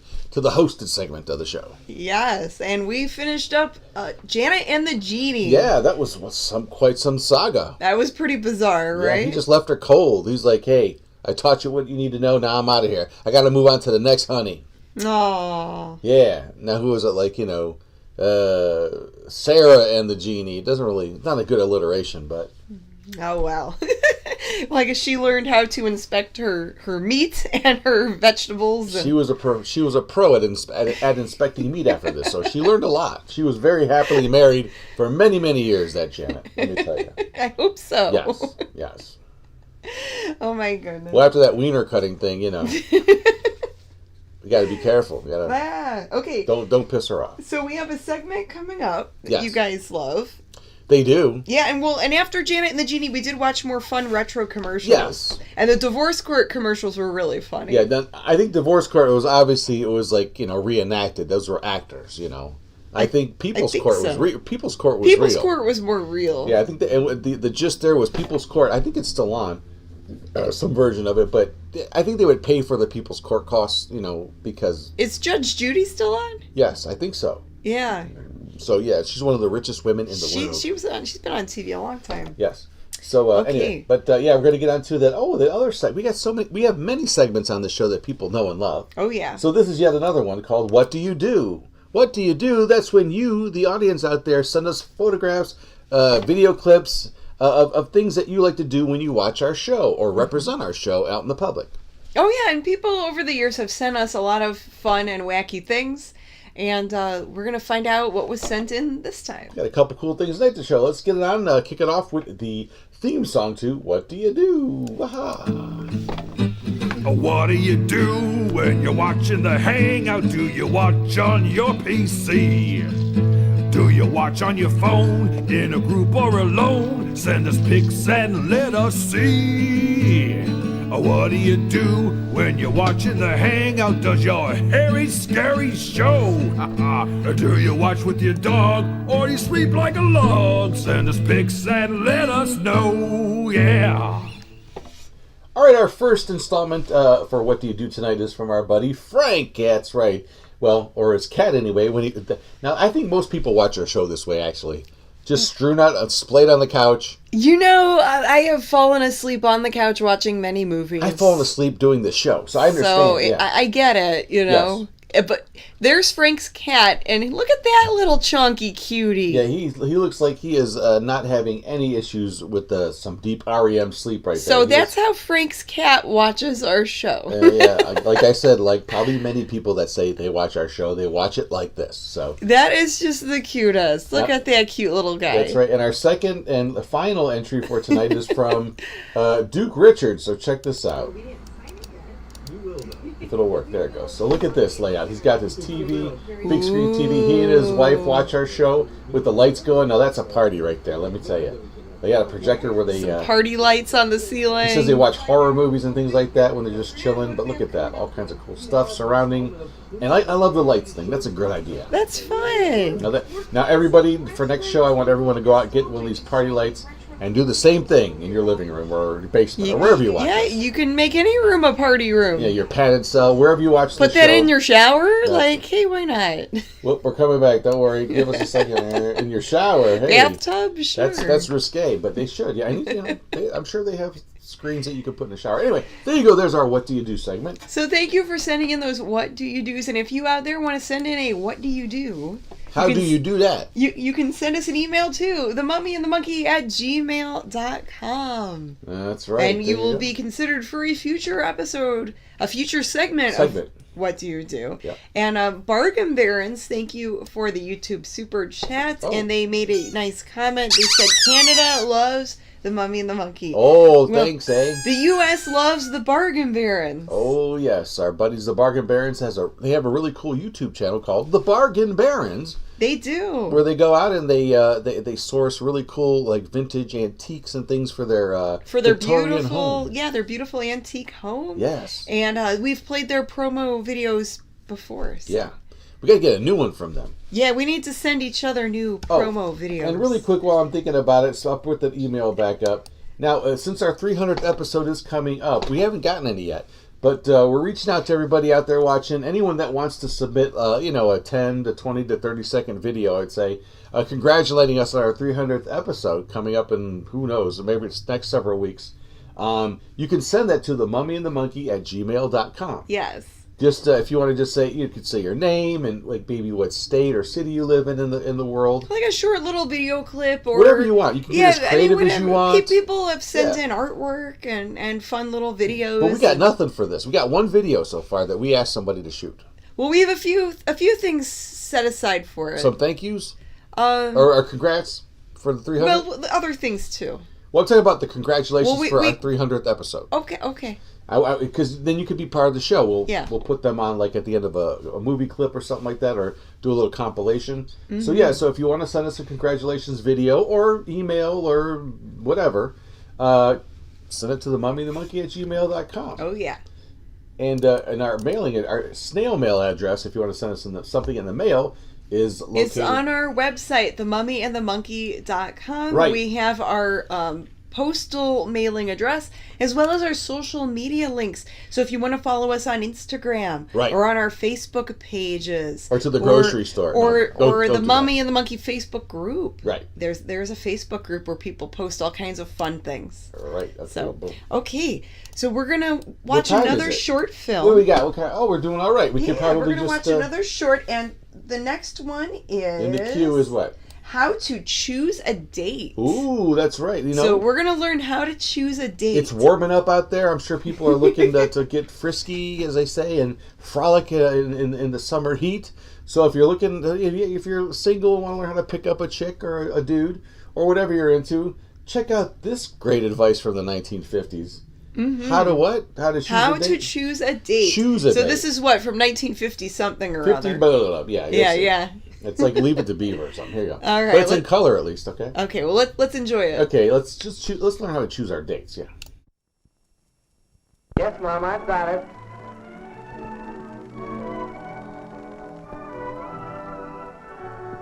What's that?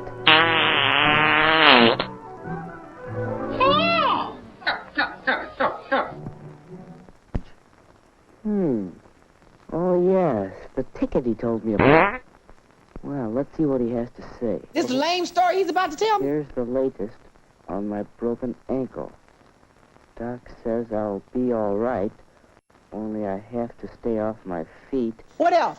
For a week or so. What are you talking about? Anyway, here's the ticket for the High Teen Carnival. It's too late to turn it in, so you have yourself a time and tell me all about it. You confusing me. One couple. That means a date. Not like just going around with the crowd. Duh. Just me and the girl. Well, that's all right. Only, what girl? Who? Julia Roberts. How do you choose a date? Whose company would you enjoy? It's none of your business. Well, one thing you can consider is looks. Woody thought of Janice and how good-looking she was. Mm-hmm. He'd really have to rate to date somebody like her. Oh, please, she's had work done. Yes, he'd enjoy that. Except, well, it's too bad Janice always acts so superior and bored. She'd make a fellow feel awkward and inferior. Well, apparently we have our little opinions, don't we? We talk and talk and talk, and we just like the sound of our own little voice. Well, perhaps someone who doesn't feel superior. There's Betty. And yet, it just doesn't seem as if she'd be much fun. Do you, like, stream? I've only seen you on Insta. What about Anne? She knows how to have a good time, and how to make the fellow with her relax, have fun, too. Yes, that's what a boy likes. He wants to know he's appreciated. Anne would be fun on a date. Well, I'm a giver with no ulterior motive. So Woody decided he'd ask Anne for this first date. But just how should he ask her? And what if she refused? No, it won't be easy asking for that first date. Oh, brother. Well, Woody, hi. Hi, Ed. What you doing? Just thinking. Don't work too hard.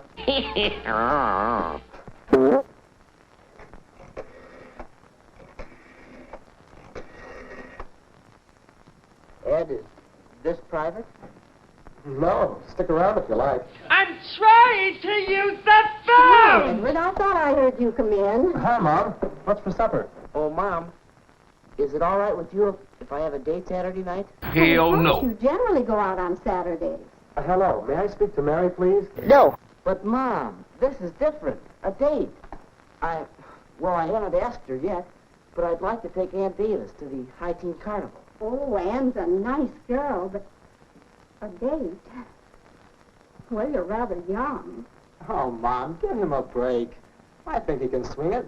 We all have to start sometime. With hepatitis A. Well, if you don't overdo on dating, Ed knows what I mean. Weekends only, and not too late. Hello, Mary? I just called up to check on tonight.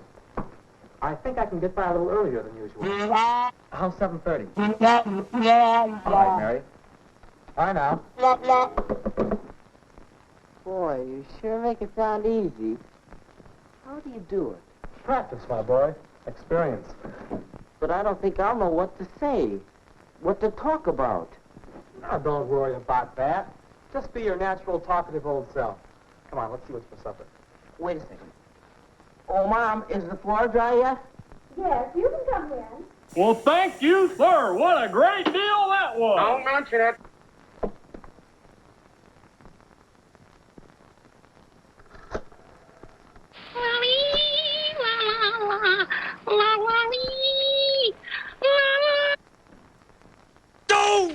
Okay. Hello, Mrs. Davis? Who's there? This is Woody. Alan Woodruff. May I speak to Anne? No. How do you ask for a date? Let's talk about buttered sausage. Talk about buttered sausage, where it comes from, what it does. Why is it doing what it's doing? Get it out of my face. What about this? Anne? You! Well, how about a date? Well, really, no thanks, Woody. Why do you say things that you know will hurt me? Well, suppose he did it this way. Hi, Anne. What you doing Saturday night? Well, I guess I'm busy. Oh, yeah? Any chance of giving him the brush off for me? Well, is there another way? Anne? What do you want? This is Woody. Well, I have a ticket for the High Teen Carnival Saturday, and... That's my problem? Well, would you like to go? Why, yes, Woody. I'll have to talk to my folks about it, but I think I can go. That would be fun. Yeah. Well, shall I pick you up about 8 o'clock? That's fine, Woody. 8 o'clock Saturday. I think it'll be all right, but I'll let you know for sure. Bye. A date with Woody. Saturday. Ooh, how exciting.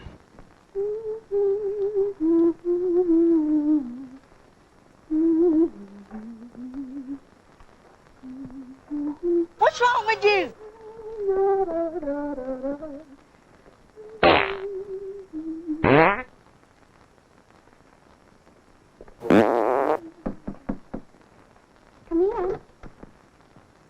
Ann. Hi, Judy. You better not be using my hair crimper on your bad place again. What are you doing? Why aren't you being Crystal, little sister? I'm getting ready for my date tonight with Woody. Oh, he's nice. A date, huh? What'll you do? Go to some fancy place for dinner? No, silly. We're going to and then he'll bring me home. Oh, that doesn't sound like much. We'd have fun at the carnival, you and I, wouldn't we? Oh, yes. Well, Woody and I are going to have fun in just that way. I think the important thing about a date is to have a good time. And you don't need to spend a lot of money to do that. You just enjoy whatever you're doing. Whether it's movies or parties or and you leave your boyfriend in that so he'll ask you again. My, you'll be out late. Why not particularly late? Mom and Dad and I have an agreement about what time to come in. Look, Phoebe, how do you get my stockings from the bathroom? I haven't looked this pretty since I was a baby. Mom, do we have any cleaning fluid? There's a spot on my coat. Goodness, you know we have some. Oh, here, let me. No, I'll do it. That's it, son. Look your best. Your first is mighty important. Yeah. Roses are red, and how do you do? Drink 4 of these, and woo-woo-woo-woo. Dad, were you excited the night of your first? I sure was. So was I. I took my seriously. A was a major event. Why, the night of my first my date had a flat tire and he was an hour late. And he didn't even bother to call me. Well, when he finally came, I had to run upstairs and do my face and my hair all over again. Oh, I was so upset.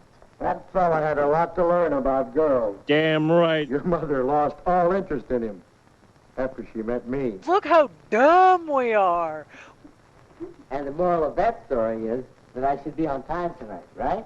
You bet. And the same goes for Ann. Any girl who can't be ready on time for a isn't good enough for my boy.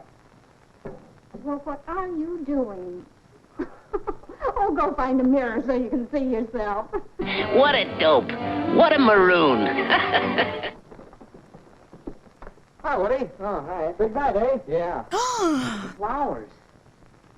Ann won't expect flowers, will she? Huh? Oh, I hardly think so. I'm taking these to Mary because it's a special occasion. Of course, if you want to take flowers anyway, I guess there's no law against it. But I don't have to, unless it's a ritzy affair. I don't know what you're talking about. That's the general idea.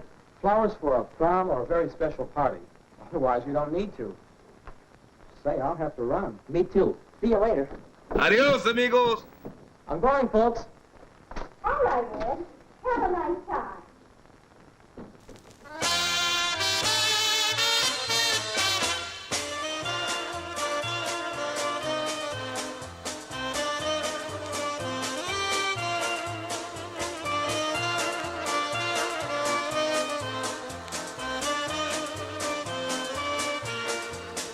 Let's all dance and sing the polka.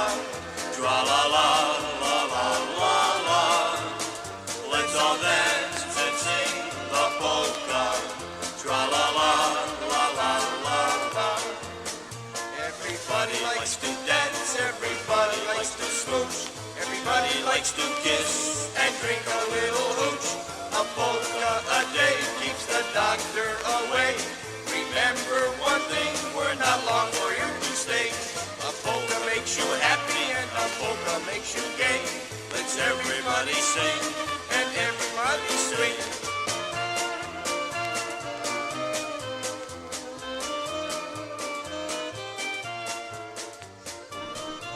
But when you're having so much fun, time goes all too fast.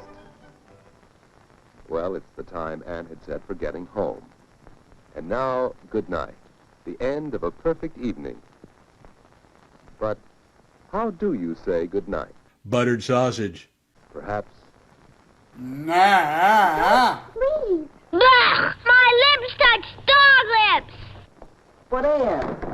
What a dumb thing to do. I bet you wouldn't have done anything like this if Mom and Dad were here.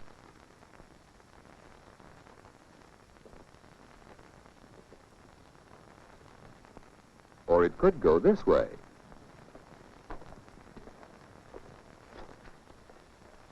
Well, so long. Like for real, for real? Just like that. After all, a girl likes to know you've had a good time. Once again, something wonderful in my life has been turned into a giant crap fest. So let's try saying goodnight again. One more way. Okay. Well, it's getting late. Yes, it is. I'd ask you in for a bite to eat if it weren't so late.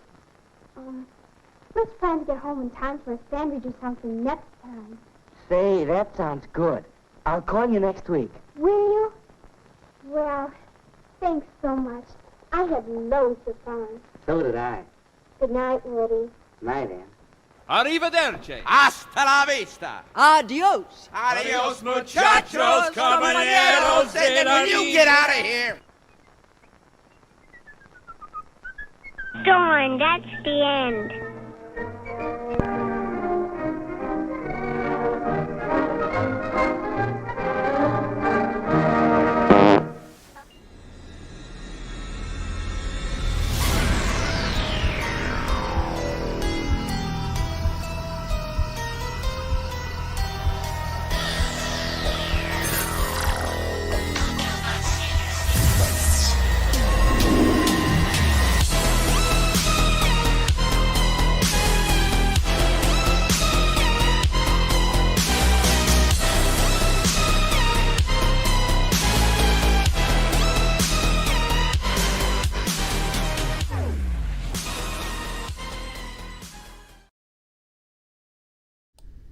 Woo-wee! Now, I don't know how tonight's show, how hairy it is. I don't know how scary it is, but we sure enough are hanging out tonight, that's for sure. We definitely are. Woo, and learning a lot about dating and hot dogs and meat.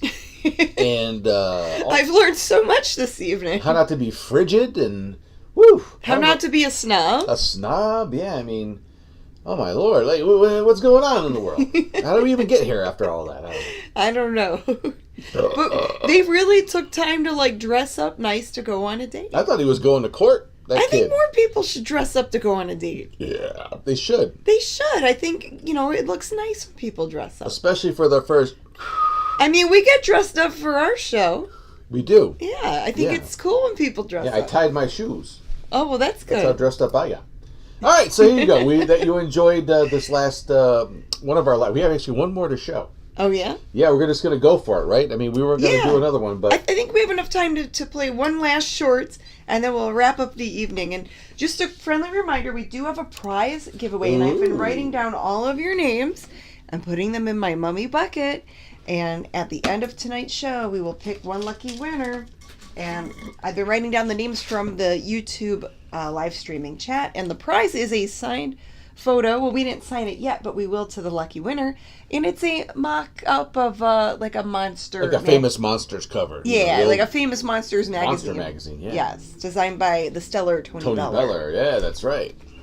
So, yeah, and then when we do pick that winner, that person just needs to email us to claim their prize. That's right. It's that simple. Mm-hmm. But okay, so the next short is which one? The final short. Oh, the final short of the evening is Office Manners. Ooh, now I know it's Friday, so a lot of us are done with the office. The work week is done. But yes, we got to return Monday and start the grind all over. So maybe this will get you in the mindset of like when you after you enjoy your weekend of festivities, whatever you have planned, you have to go back to the office. Those of you who work in an office, maybe this will give you some pointers on how to handle yourself or whatever you do. I mean, granted, it's from the late 50s or something like that, but it's what it So we're gonna learn all about office manners. Oh boy, are we ever? Okay, here we go. Here we go with the final short of the night, Office Manners. Let's check it out.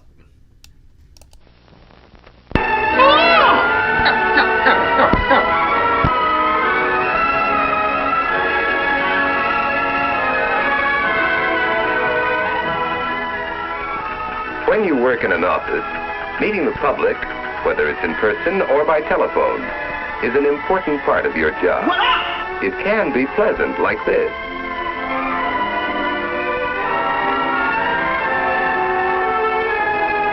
Is this a white guy?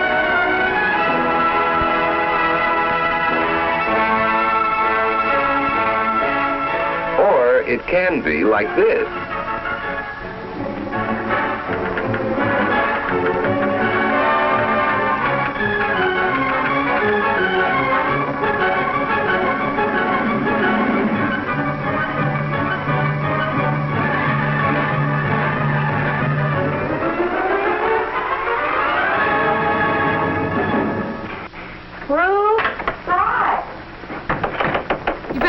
using my hair crimper on your bad place again.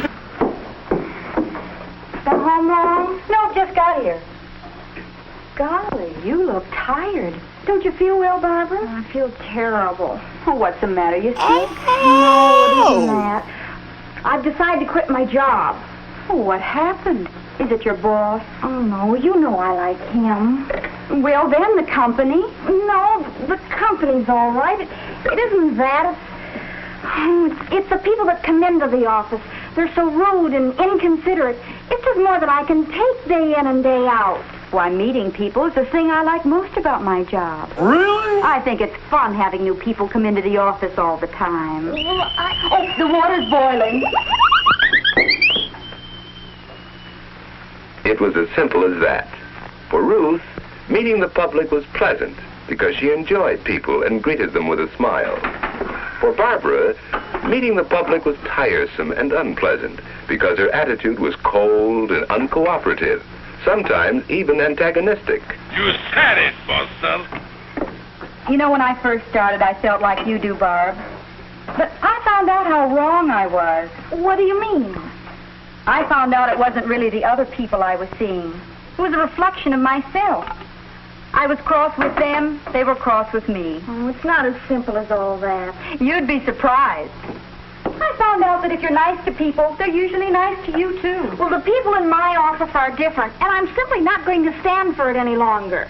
You're tired now, Barb. I know just how you feel. Let's talk about it again later on. It's no use, Ruth. Really, I've made up my mind. I'm going to start looking for a job tomorrow. I'll set the table. Oh, here, I'll do it. Everything else is ready. Why don't you go in and sit down and rest for a few minutes? Oh, thanks. I think I will, if you really don't mind. What you need is some good hot in you to make you feel better. Oh, it's not that, Ruth. I know I'm tired, but it's more than that. A reflection of myself? I don't see how it could be. After all, what do they expect? I've got my work to do. I can't stop and pass the time of day with every person who wants to strike up a conversation.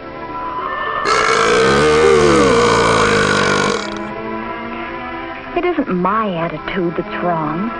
It's the people who come into that office. I'm going to look for another job.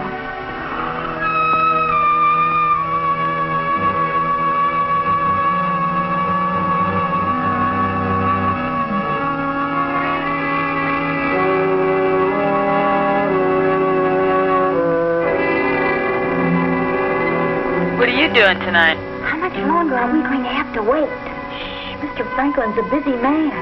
You can't expect to walk right in on him and get a job. I bet that secretary's forgotten we're here. Hey, look at all the other people waiting. You see that man? He's one of Mr. Thompson's biggest customers. Fred Jarvin, male prostitute. Dressed like that? Yeah. Do you? Well, I doubt if he'll be able to see you at all.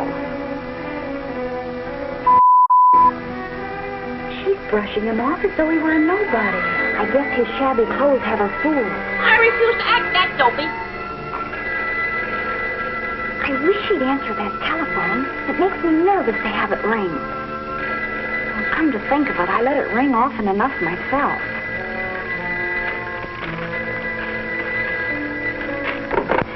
Hello. Yes.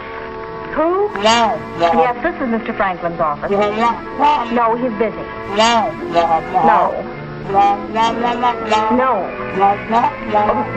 I don't know who's in charge of that. Yes, I suppose so. If you want to. State 4059. Oh, 95. Well, which is it, 59 or 95? Oh, all right.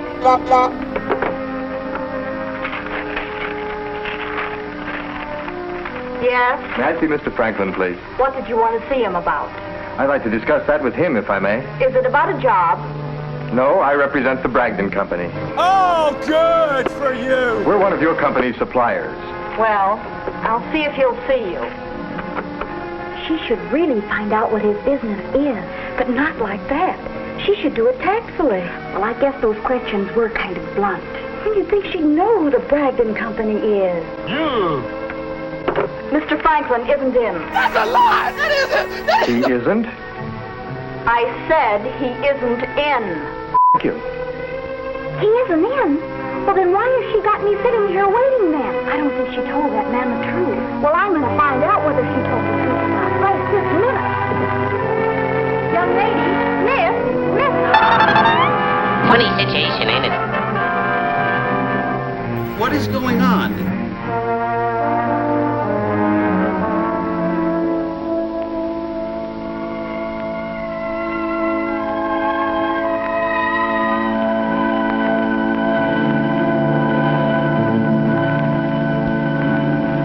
Sorry to wake you, Barb. Dinner's ready. Oh, that's all right. I was having a nightmare anyway. A nightmare? I hope it wasn't too gruesome. Help me? Yeah. Ruth, you know what you said before about seeing the reflection of ourselves? Yes. Well, I think I'm going to try it. That's fine, Barb. I know you'll find that if you're nice to people, they're usually nice to you, too. Now, how about some dinner? Gee, I didn't realize I was so hungry. In the days that followed, Barbara did her best to acquire a genuine interest in people, for she found that smiles are effective only when they're genuine. She carefully practiced the first basic rule in meeting the public, remembering and using names. Oh, yes, Mr. Borden. I'm sure that Mr. Thompson will be glad to see you. That's nice. Of course, Mr. Farnsworth. I'm sorry, Mr. Pratt. She formed the habit of tactfully getting the name and business of every visitor and of introducing him in a pleasant, gracious manner. Mr. Thompson, this is Mr. Markham of Allied Manufacturing Company. Mecca hi, Mecca hiney ho. She learned to anticipate Mr. Thompson's needs and have ready for him material he might require during an interview. When it became necessary to interrupt an interview with information from Mr. Thompson, Barbara wrote out the message. It wasn't all easy. She made some mistakes, of course.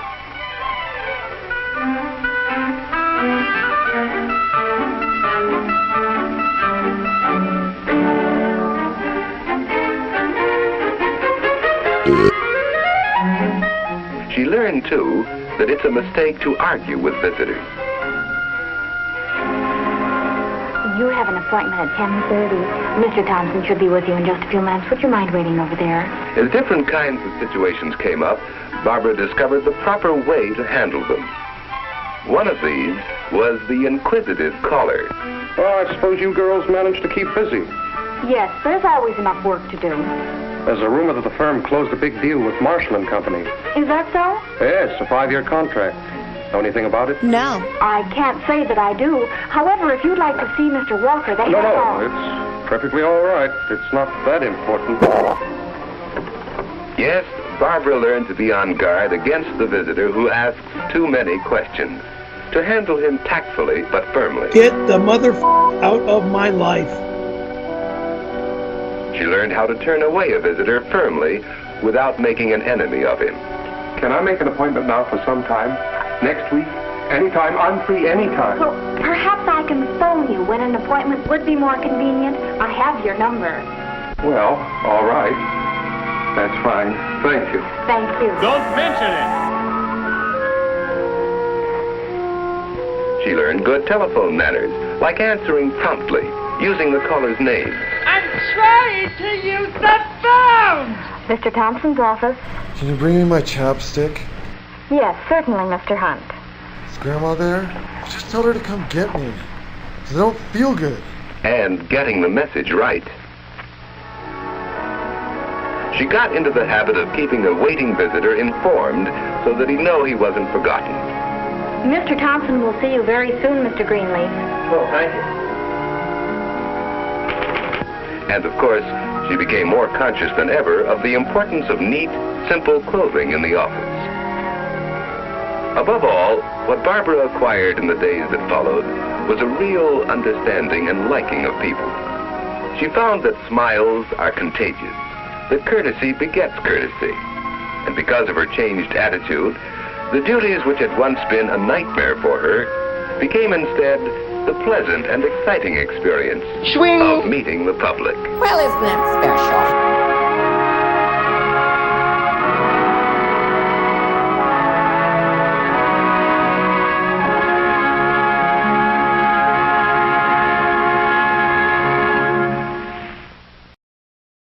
Oh, boy, wow. Wow. Too much education tonight. And I'm with Pink Floyd on this. We don't need no education. Man, wow. Woo. All right. But that's finito with the shorts, okay? That's it. Yeah, that's it. Well, we learned how to be polite in the office. I guess so. We'll see if it sticks. The name of the short was actually Office Courtesy. Yes. You told me it was Office Manners. Whatever. Same thing. Same idea. Yes. Manners, courtesy. It's kind of in the same ilk, right? Right. Ilk. Yeah, but there you go. There's our shorts for tonight's 298th episode of the Harry Scary Hangout. But we still got some more show to go. Yeah, I don't think the shorts were that hairy or scary. Nah. You maybe just, the outdatedness of some of it. A little scary. They're scary about that, yeah, for sure. But, sometimes we like to throw in a shorts show where we play some of this type of stuff. Right. Just to shake things up a little bit. And we'll go back to the horror films, next couple shows. That's right. We got a real good one planned for you for our 300th episode. And we have a fun one planned for next time as well. Mm-hmm. So, yeah, it's just Grim will have to work his magic on them. To quote MC Hammer, it's all good. Okay? Oh, yeah. All right. So that pretty much wraps up the show. Except for the prize giveaway. Except for the prize giveaway. Oh, boy, she's slipping. Come on now. Yes. No, I knew that was coming This is it. And then we can go, and then we can come back after we end this stream to our Harry Scary Hangover. Okay. So, yes, we are giving away a signed photo to a lucky winner. Yep. And we've got my mummy bucket here filled with names. I was writing down your names during the short films. Then, we've been sitting around watching these movies. Let's get up a minute and, Oh, stretch. Let's, shake our buckets. Let's, shake, shake, shake. Yeah. Shake, shake, shake. Shake my bucket. Shake my bucket. Shake your bucket. All right. Get up and shake it. Don't fake it. Fake it till you shake it. Let's get this stirred up. Let's get it stirred up here. I got the drum roll ready here. Who could it be now? Okay. Who do you think it is? I think it is, I'm going to say... I have a winner here. Ron Brunty. You think Ron won? Then why not? Okay, let's see who the winner Let's is. see, here we go. My psychic ability says Ron Brunty. Here we go. And the winner is... Dawn Antelic. Dawn is the winner. Not me this time. All right, I tried. I don't know if I'm pronouncing your name right. Dawn Antelic. The reason I just did that because there were like 3 shows in a row where I totally guessed who the. That's guessed right. Correctly who the prize winner. There were times where you guessed the prize winner. Yeah, it was like several shows in order. But then there were like 100 times where you got it all wrong. Yeah, so it was just total. So it was total, I should have been malarkey. In Vegas. Oh, please. It's a bunch of... As Stasha would say. Yes. It was a bunch of malarkey. Yeah, when she does talk, she would say that. Okay, so here you go. So you're going to want to send an email to us. So congratulations, Dawn. To claim your prize, just send us an email, and we will get that sent out to you during the week. Okay. But you know what? You guys are all winners to us. Thank you so much for taking the time to watch our show here. And we're going to have more shows in the future. That's right. And if you haven't subscribed yet, please do. Hit the bell for the notifications. Yes. And hit the like button. To our YouTube viewers, subscribe and hit the like button.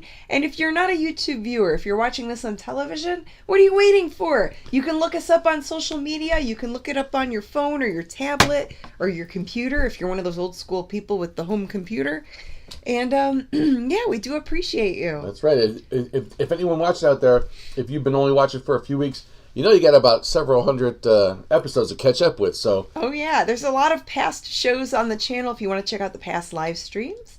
And, all right. Well, this wraps up episode 298. So, like always, gang, good night, good fright. That's right. And we'll see you later, alligators. Bye. Actually, we'll see in a little bit once we end this stream and get on to the, Yeah. But, like I said, we'll see you later, alligators. Bye. Bye.